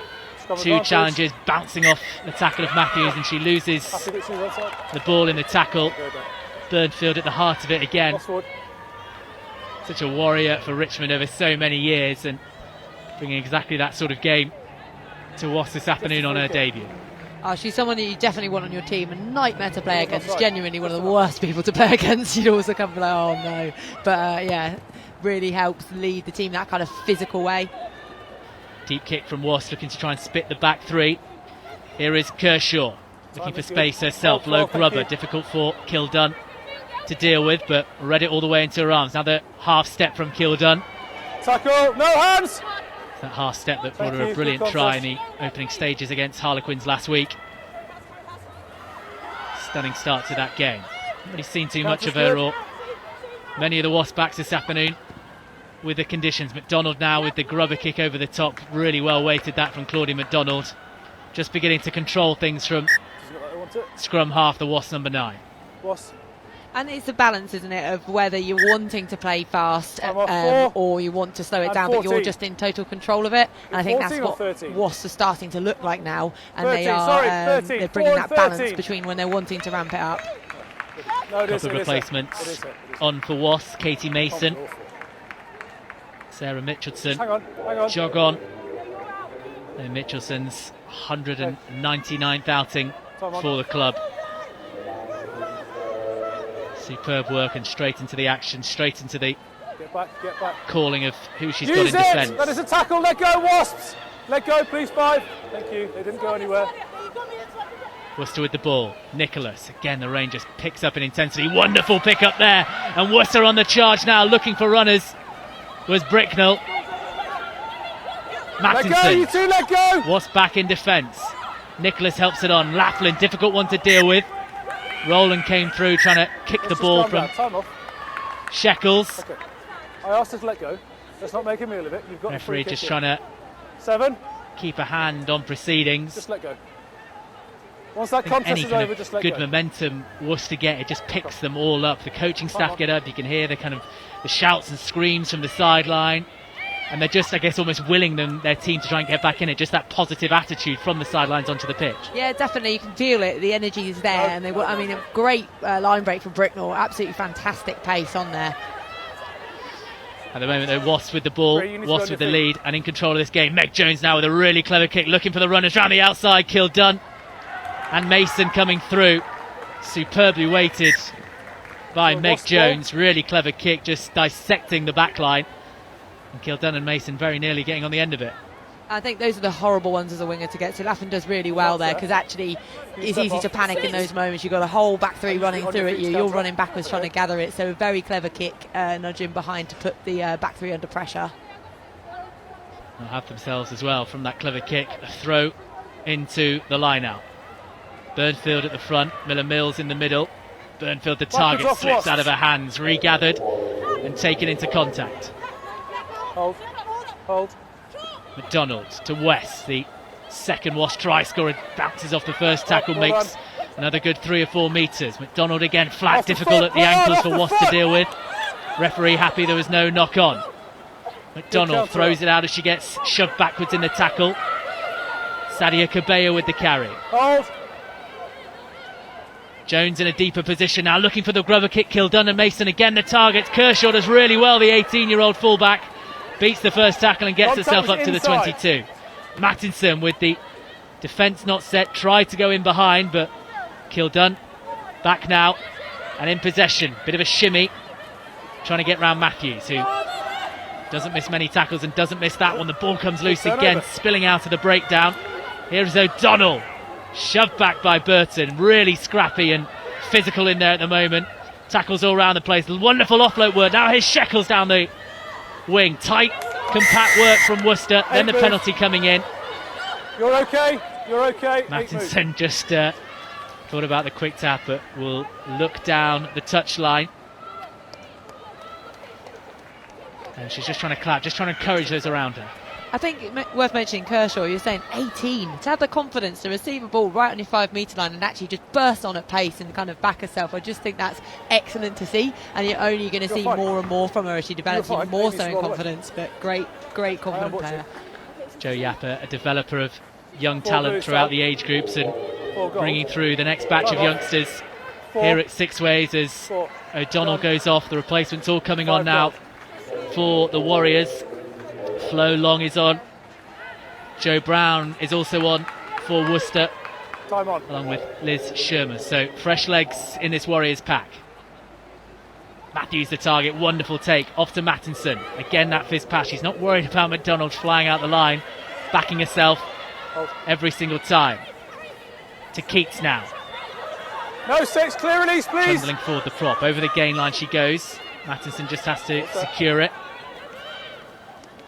Helped on by Febre, but that one's a bit loose, and now Wasp in the loose. For a second it looked like it might break down the right hand side, but a knock on for Whistle's gone. The visitors, and it's a free kick, and Cody McDonald pleading innocence that she didn't hear the call, so it'll be another 10 metres back for her side. Yeah, that could be either way, couldn't it? It could be tactical, but also could have just not heard. Good tackle, stay there. Worcester then, as far forward as they've been pretty much in this second half. Foxwell with a good line from the outside centre, bringing in tacklers, drawing them to her. Calendar, busy game for the Worcester open side. Steps over the ball, the breakdown is set, and then Wasp come through illegally. Abby Burton checking the call. Keats quickly taps the ball and keen to get on with it. The prop forward. Busy afternoon's work for the Warriors prop. 19 months out she had with the Achilles injury, but back now playing in the top flight, and she's been a bundle of energy throughout this game. Bricknell onto Matthews, and what's been a impressive display by those two, and Bricknell in the back row for Worcester, but need some points for their efforts, as do this Warriors team. Within 12 metres now. Keats again with the tackle. Truck and trailer with Calendar. Round the flank Work hard, goes Shermer. Take me out. Here is Jo Brown, the Red Roses back row forward, joined from Loughborough over the summer. Keeping it tight. Here's Nicholas to Calendar backwards. Wasp sniffing opportunity, and McDonald coming through. Really well there, the Wasp number 9 under pressure. Then Jones, boot to ball. There are numbers back for Worcester. Just slips out initially from Kershaw. She opts to put boot to ball. That will land inside the 22. Difficult one for Dowd to deal with. Kershaw coming through. Thought she had half a chance of hacking the ball forward. That pressure has won Warriors themselves a penalty. Wonderful work again from the fullback. I think that's it, isn't it? You drop a ball, you could get flustered. Actually, she's gone, okay, they've chased it up here. This gap's going to be on behind. And then the way to make a good kick is always about the chase. So she chases it up as well, puts the pressure on, and gets inside the penalty. Foxwell will nudge this to touch. And this will be one of the closest Worcester have been to the try line. Yeah, 5 metres out, they've not been there at all, I don't think. So they've really got to get in this mindset now that you've come all this way, they're this close. You know, time on the clock, 55 minutes. They've really got to get over here if they're to compete. Referee again, just clarifying, 1 or 2 points from the Worcester forwards. There's been a sense of frustration at the breakdown, and maybe 1 or 2 interpretations that they've not been on the right side of him, but you've got to credit Worcester for doing their jobs and getting on the right side of him. Yeah, and I think they're talking to him, they're listening, and that's you've got to listen to the ref and their interpretation, because they're going to ref it the same all day. So you just need to make sure you're adapting. 5 in the line-out for the Warriors. February with the throw to the front, and it's a good take, however, not straight from the Warriors. Ball placed down by Shermer, and they will trudge 10 metres back. Oh, so frustrating for them to finally get a shot, and then to not be straight. It just very annoying for them. Wasps opted for the scrum. Just wait, please, Worcester. Of the afternoon. Well, I think Worcester will be pretty happy that they've opted for a scrum there, because they had a good shove in the first scrum. I'm sure all the forwards out there listening will be really happy. I just said, oh yeah, I had a good shove. See what that power game can do, especially with some fresh legs as well. Crouch. Completely new front row for the Warriors. Bind. To face this Wasp pack. McDonald feeds the ball in to the back. Is Burton. Acting number 8 runs into Nicholas, who just gets down low, does well to hold on to the Wasps. Number 7, McDonald. Miller-Mills round the corner. Thank you. Space out right for McDonald, which she was looking at, but under pressure in defence. Good work by Worcester, and they've stolen the ball back. Here is Matthews looking to try and break the tackle, which she does. Second tackler manages to bring her down. Chance here again for Worcester. Here's Foxwell bouncing through the tackle and over the gain line. Worcester helping it on. Keats in the middle of it now, surrounded by gold shirts coming through on her. Now, release Wasps. Tackle, please. Stay there. Has she got the ball down? Yes, she has. Keep your feet still. Mattinson looking for Long now, taking it forward. Flo Long with the big carry. Good work by the replacement forward. Up and into the 5 metre line, Worcester they go. Don't play it, Wasp. You've got to play on the wrong side. First real major test on the Wasp defence this. Own player's foot. Round the flank they go, tight with the forwards. It was such a similar position where Wasp got the first score of the game. What can the Warriors forwards do here? The blue shirts drive towards the posts. Not on the ball, just short that time, couple of metres away. Dead centre of the pitch, they go round the side. Hold. Gold shirts doing everything they can to stop them. Pick and drive again. Keats at the heart at the back of it. Trying to go forward. That's a good shove back by those in gold. Bit of a half break now. Support needs to come in. Wasp sniffing the opportunity to get on the ball, but Worcester have it. Mattinson calling for the runners. February is short. Calendar slightly bigger outside. It was the dummy move. Mattinson didn't work the ball. A metre away. Here is Calendar now. Looks to try and ride a couple of tackles, which she does, but the third tackle brought her down. Then the ball knocked forward. Wasp looking to run it through Alder. And Worcester, the closest they got to scoring, all came to nothing in the end. Slow play now from McDonald. Back to Jones. Blocked there by Alex Matthews coming through. We'll take the 22 as the advantage. Still up for this game, Worcester. From their point of view, just disappointment that they weren't able to turn those pick and drives into a score. Particularly now, I think we're going to have the second water break. Okay, that's I think Calendar's been playing so well. We've seen a lot of Bricknell as well, but Calendar, she's just been. How many ball carries has she done? She works so hard on the ground as well, and a lot of phases there for Worcester to just try and get over. But credit to the Wasp defence as well. They've not had to defend too much in that area, but now they have, and they've really fronted up, and they're really asking questions of the Worcester attack. As much as it would have looked like there was just almost a swarm of bodies by Wasps, actually the technicality of getting in low, of chop tackling, of stopping any momentum from the runners, that's a really important skill to have when you're kind of defending last ditch and stopping them from getting those inches rather than metres. Well, especially if you look at the Alex Matthews tackle, she's so hard to tackle, so then if you don't go low, if you don't chop her, if you don't stop her, then she's going to get in behind, and that's when they're dangerous, because then they can get offloads and then they're going to go. So a lot of it is technical, because if you get the hit wrong, the initial hit, and you get driven backwards, then you're having to then step back, and it gets so much easier for the attack to make ground towards the try line. But there's a new front row on now for Worcester, and they were part of that forward effort there that has got them to closest to getting some points this afternoon. So as we enter the closing sort of 15-16 minutes of the game, that will be a boost for them because they are getting closer. They are having an effect on this Wasps defence, and it was only some latch-stitch tackles and some scrambling which has got them out of it. Yeah, they should be very happy with. I mean, they're going to obviously be frustrated because they've got so close twice. But then even just charging down that kick there from Jones, I think to have the intent and the want to go there, they're not looking at the clock going, 17-0, it's done. They're wanting to still fight and stay in this. Jones with the kick to touch from the free kick and has got her side outside the 22. You're right. If they weren't it will be a throw into the line for Worcester because it was from the free kick. Yeah. No, 5 metre free kick is what I meant. Bray just step off. Wasp, step off, please. Checking the mark. Thank you. Also checking the call. 4 for her to aim for. Now the 5th comes in with Sherman. To the front, gathered at the back by Keats. Brooke Bradley on as a replacement for Mattinson. Well done. Right in the action, immediately Bradley.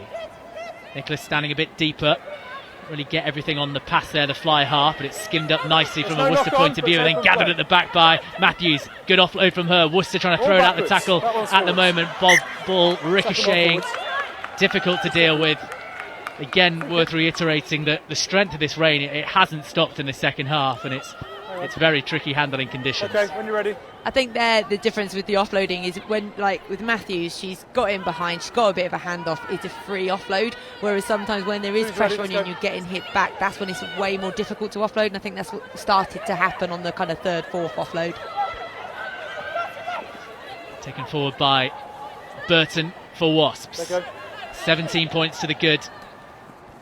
2 tries from Kerr and West in the boot of Meg Jones, adding the conversions as well as a penalty. Thank you. Put them in a commanding position in the closing stages. Laughlin under that kick forward to Kershaw. She took her eyes off the ball for a second, but Thompson scrambling around and wriggling in the loose now.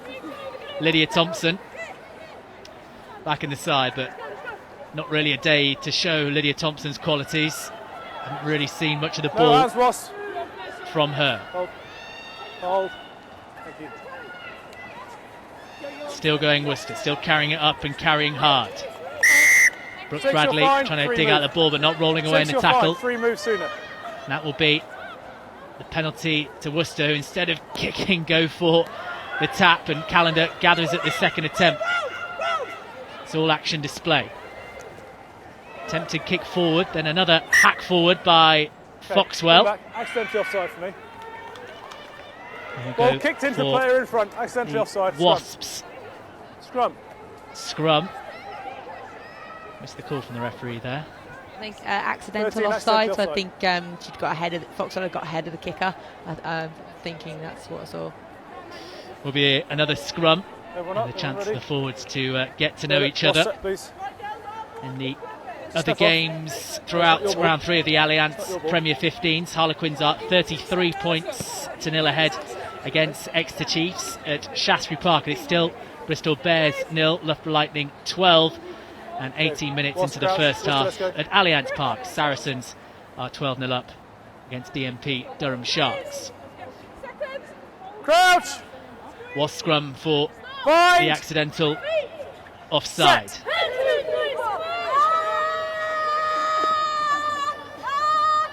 Still waiting for the put-in from McDonald. Timing it well, and it's quick ball for the replacements. Here is Flo Williams on, and Kildunn now round the outside. She's got numbers afterwards. Kildunn backs herself, steps again, goes again. Ellie Kildunn. Wonderful, wonderful individual score from Ellie Kildunn. The space on the right-hand side, and for the first time we've seen the Worcester back 3 unable to deal with the power of Wasps, and Ellie Kildunn, a 2nd try of the season and a 3rd try of the afternoon for Wasps. And what a try that was. Fantastic pace from her. And I think it's a great pass, good vision. She beats the corner of the defence, head down here. Now she heads in, ball in 2 hands, looks to give the pass, 2-on-1. Okay, decides not to. She has to finish now. Okay, otherwise she's getting telling off on the wing outsider. But I think she did all the right things. It was the footwork to straighten up, puts the ball into 2 hands, which means the pass is an option, which means you're asking questions of the defence. The defence then might drift off her, which means then she can carry, get the handoff out and finish. But lovely try from Kildunn there.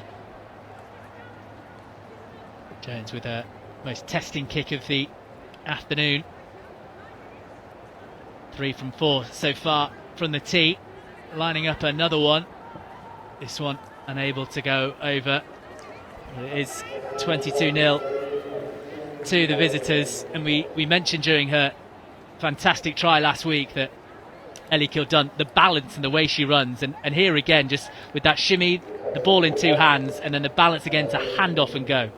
And it's the handoff to, so it's not just pushing the player away, it's accelerating herself away from them, so you get like a double impact from it. And yeah, just so balanced and so like kind of graceful as she runs. But yeah, great try from her there. Wasps really taking control of this match with that third try. Difficult position for Worcester to come back in now. And be looking to maybe get a consolation score within 7 points for a losing bonus point in the closing 7 minutes of this game.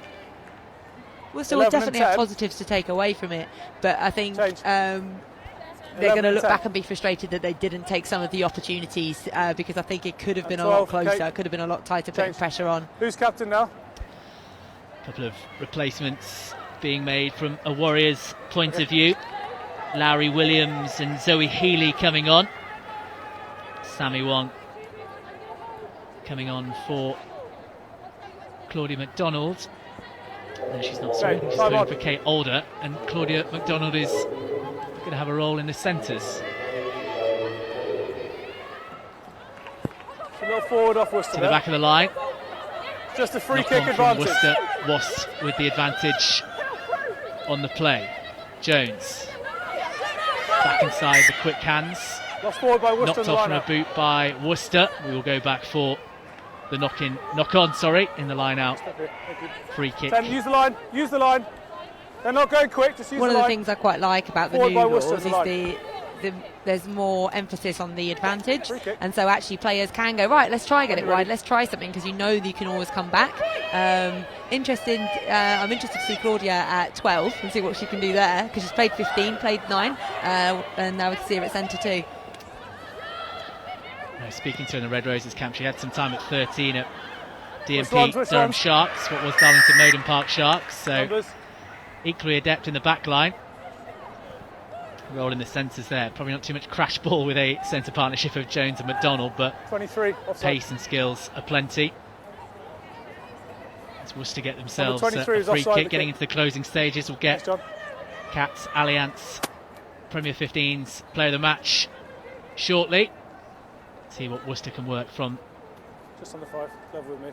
This is Foxwell comes over, designated kicker out of hand. And she kicks the ball to touch, just across on the outside of the boot. And she's done well there, really good distance from a Worcester point of view. They'll be within 10 metres of the try line. Yeah, and again now really close to it, and they're going to want to take the opportunity here. Just speaking about centres then, so when I used to play centre at Worcester, me and Jen Mills, we had an agreement basically when I was 13, she'd still run all the hard in line to do all the rucking, and I'd run out and just do all the fun stuff, but it was a good agreement, I liked it. Is that your agreement or a joint agreement? Probably just mine. Yeah. Spilled at the back of the line out. How many times we said that this afternoon? Just a knock on. Use in the line. Rain here in Worcestershire. Free kick to Worcester, which will force all the Wasps players to their own try line. Bradley has the tap free kick, and she goes short to Keats, driving towards the posts, running towards the try line. A couple of metres away. Bradley to the outside. Brown is the target, taken forward. Stole a few centimetres on the ground there as well, did Brown. Keats at the back of this ruck, looking for the support, inches away from a Worcester point of view. It's all tight at the moment. The forwards lining it up, the pick and drive around the right again. Referee had a bit of a crouch, but nothing coming that time. To the left-hand side, half-hearted appeals from Worcester, and then the try is given. Well, it wasn't the biggest celebration when the try was scored, but now the Worcester players ecstatic. A hard afternoon's work for them. They have their reward. They have a try.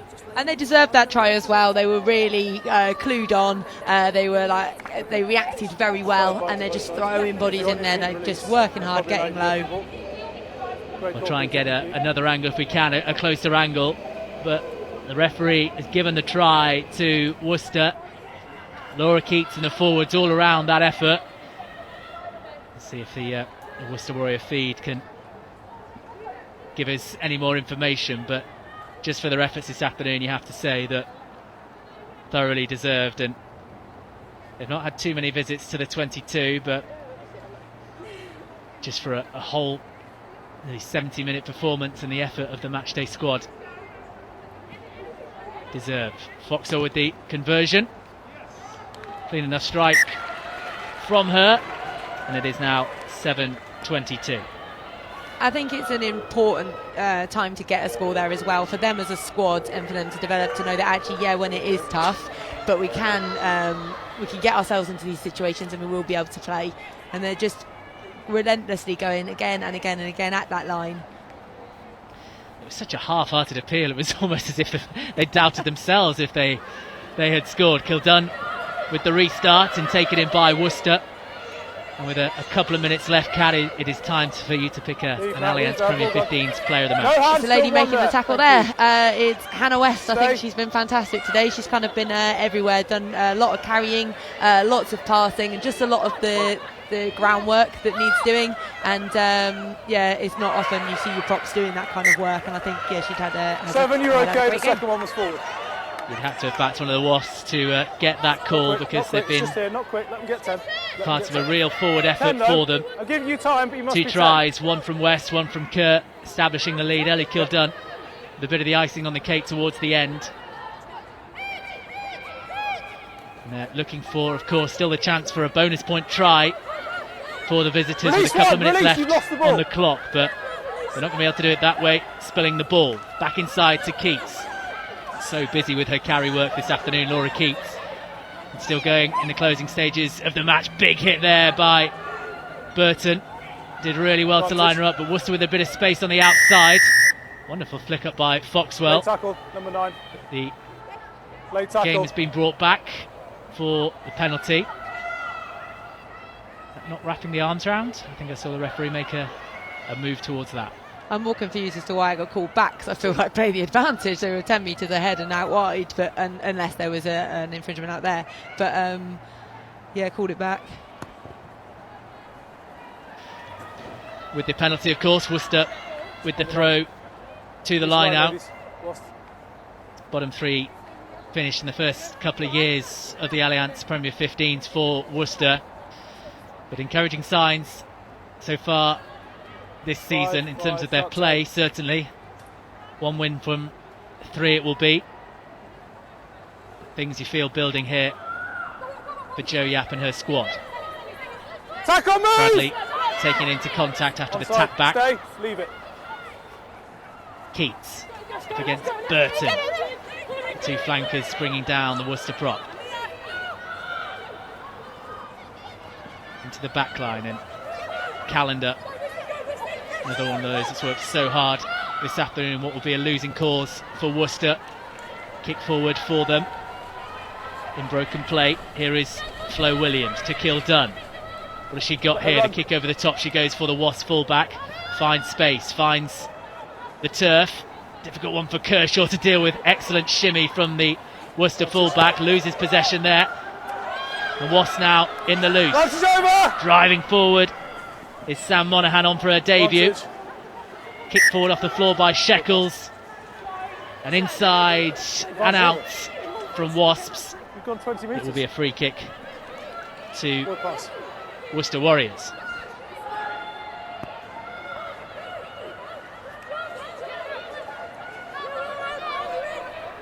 On the 10-metre line in the closing stages. Matthews again, still going, still driving forward. As much energy in that run as she has had in the first minute. West there, your Allianz Premier 15's player of the match with the tackle. Round the back line now. Bit of space for Worcester. Lydia Thompson with space to run into, up against Abby Dow. Big handoff from Thompson, tries to get round Kildun. Both of them bring them down now. Dow over the top, holding her own body weight. However, the referee says not releasing in the tackle, and it'll be a penalty to Worcester.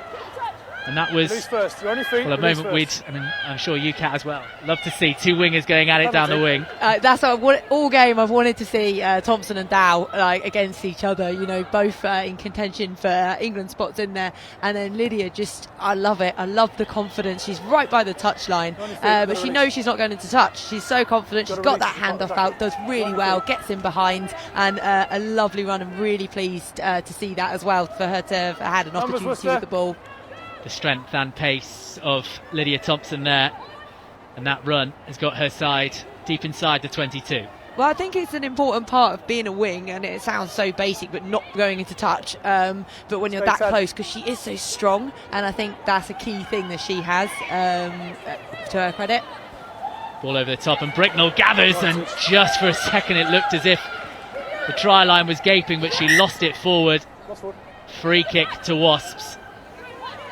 The Worcester back row have been outstanding today. I really think between them, the carries, the tackles, they've really worked so hard. We mentioned Keats working hard as well, obviously, but yeah, the back row for me, I think, just have worked incredibly smart and hard. Here is Kershaw. Again, another one of those. With a Worcester hat on, you'll be delighted with the performance. The looping pass over the top from Bradley. Shekels out wide. Steps inside. Bradley, difficult one to deal with between the legs there with Zoe Healey. Here's Miller Mills looking for Kabeya. Steps inside the number 6. Sammy Wong, difficult to deal with. Monaghan. Kildunn and Jones combining, then a big hit from Shekels. Free kick coming Wasps' way, but lined up in the tackle, and Ellie Kildunn felt that one. Oh, Shekels, what a hit. That was brilliant. She lined her up there and just knew what she was doing, and a fantastic hit. Great strength as well, forcing the error. Obviously, Sammy Wong just... You have to tap it and play first. Stick it straight. Checking the call. Kildunn, I think, might be slightly winded. The physio just checking the... Fullback is okay, happy to carry on. Fair play though, bounced back up, took it like champ, and was like, yeah, carry on. So well done. It's time if you want it. No, you're holding her in, you're not having it, you're holding her in, 18. Still going. Doing really well there. Hold. Miller Mills now. Breaks the first tackle, Miller Mills up to the halfway line. One. To Williams, to Jones, tries to throw it out the tackle to Kildunn. Here is Ellie Kildunn in the loose, up to the 22, throws it up towards Abby Dow, still going Abby Dow down the wing. Good tackle from Worcester to try and get her out to the far side, and that'll be the end of the game. Wasps ending it on the attack. They have got the win today and the 4 points. 3 tries for them. Heather Kerr, Hannah West and Ellie Kildunn, the 3 try scorers, added to a penalty from Meg Jones. First one of the season from Giselle Mather's side, and what has been, Kat Merchant, an impressive performance from them. Yeah, definitely, and they started strong. For the first kind of 10 minutes they were really in their face, and they sort of lost their way a little bit, but then what's so good is they're able to bring it back round again, and I think when we see a full 70 minutes performance from Wasps, I think we're going to see really incredible things, because they're kind of dip in and out, but yes, and Giselle will be really happy, I think, with elements of that. And just the way they performed today, particularly the pack, with that addition of Heather Kerr and Rowena Burnfield. We spoke about being maybe slightly lightweight last week, but that looks like a pack that can compete with anyone in this league.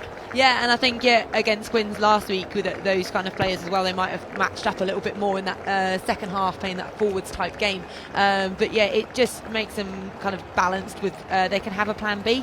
Okay, so if one isn't working, if we can't get the ball out wide, then you've got other options with the forwards. And from a Worcester point of view, it's a side that is developing, that is growing. There are things in place, and you can see things that they're trying to do, but they maybe don't quite have that killer instinct yet. Not quite, and you can see there are moments with it. Definitely like Kershaw, for example, like to have that killer instinct that actually, made an error, never mind, let's get on with it and go forward. But some of the others possibly looking for other people to do things, but it's coming, it's building definitely, and there are opportunities. So let's have a look at the highlights of all the game. I'm going to leave you in the capable hands of Kat Merchant to talk you through these. So firstly then, Wasps just starting off with such intent. They knew what they were going to do, that we knew Giselle had spoken to them and was wanting them to dominate more in their forwards, and you could tell they started off straight away with that, so working on that pod system, okay, and then one either side, and then drive in a nice low body position to get Kerr over for the first try. Then in for their second one, you've got West in control of it whole time, so player of the match, and just working together as a team and a squad, and you can see how much it means to them, and I think that's the important thing, is the whole team effort.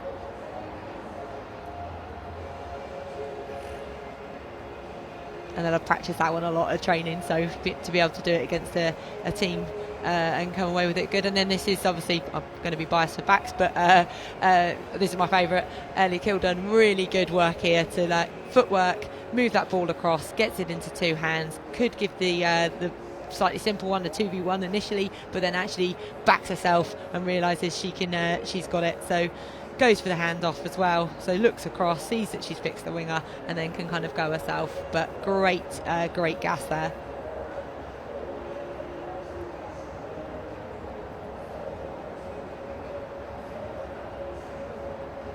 And then back to the forward stuff, so we couldn't really see it initially who'd got it, but then working hard, and I think Worcester really deserved that one, and I think they can show what they can do when they get into those areas, and they are kind of switched on and carrying hard, and just so much work rate from them, and just worked to get there.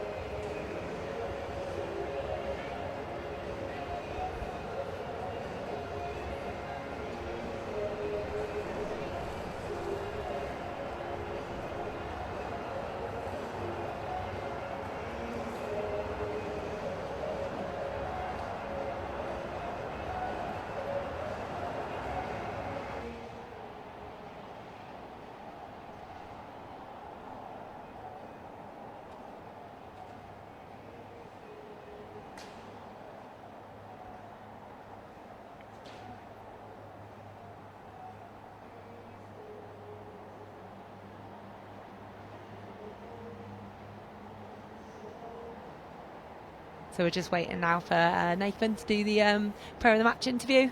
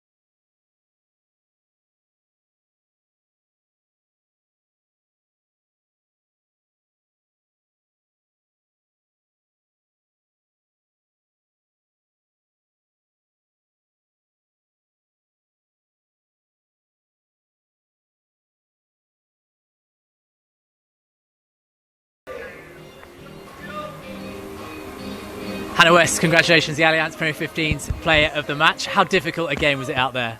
It's always a difficult game against Worcester. They're not to be underestimated. They came out fire and blazing, and we just had to take it on. The forwards are so confrontational. It was a hard game for us, but we took him on and came away with the win. But yeah, it was a tough game. I think on the cameras, people maybe at home might have seen how difficult the conditions were and the rain in that second half. What was it like playing out there? Oh, it was just, the ball was just so greasy. It was hard to keep hold of, and we just had to, as front forwards, especially front row, just take it on, give ourselves a platform to play for the backs, especially with the back line we've got. So yeah, it was just so greasy. Underestimated, I think, some of us. Obviously, your start to the season disappointing last week with the loss to Harlequins and starting your campaign like that. Important to bounce back this week. Yeah, definitely good. I think it was good to have Quins first. They're a tough side to go against, and kind of got that first game under our belt. We learnt a lot, took it into this game, and we've still got things to improve on, but we definitely worked on those things from the Quins game. A try for you today, and you've got a real kind of try scoring record from the front row. Is it a part of the game you enjoy? Are you just on the back of the rucks popping down? Or? Yeah, anything near the try line, pick and goes, I'm there, I love it. Like, put my head on the line, don't really care where it goes, just that's my territory, I like to play. So yeah, it's good to get a try this week. And just in terms of Wasps season, obviously a lot of new recruits for you over the summer. A couple of games in, you're building all the structures and things in place. Kind of, how far do you think this team can go with all these England Sevens players that have come in? I don't think we've even tapped into our 10% of our potential. Like the pace we have, we just need to keep building, working on our process, and once we let them go, they're going to be non-stop. So, Hannah West, thank you very much for your time. The Allianz Premier 15's player of the match. Thank you. So that's just about it for your coverage here on the Allianz Premier 15's Round 3 live stream. Thank you very much for your coverage today and following us throughout the channels in whatever way you have done. We'll be back for Round 4 coverage in a couple of weeks. Loughborough Lightning against Harlequins Women. But for now, have a very good afternoon and thank you for joining us.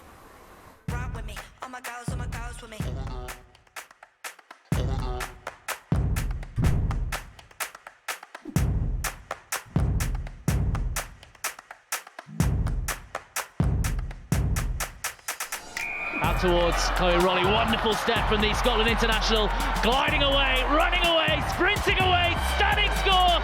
Lewis on the wraparound. This might work out for Thompson. They're going to put a little bit more on it, and then they're over. Large on the ball, lovely flighted pass, Tatiana Hurd with a straight line, streaking towards the try line in the opening minute. She spills away, dives over the line, wonderful fly from Tatiana Hurd. Megan Gunnar puts the afterburners on. Shot in Harris. 2-on-1 is Lydia Thompson. Oh no, you're not going to catch Lydia Thompson from there.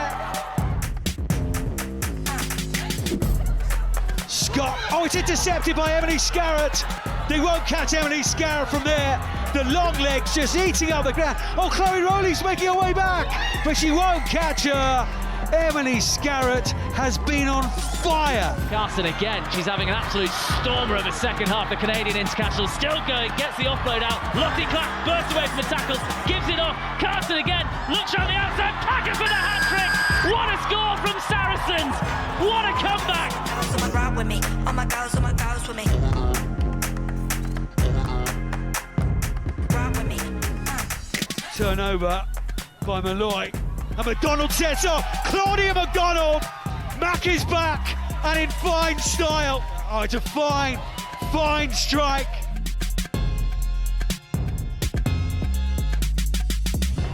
Marston controlling brilliantly. That Bristol pack going forward. It's a penalty try. Oh, now there's a gap. Burgess. Ride with me, oh my girls with me.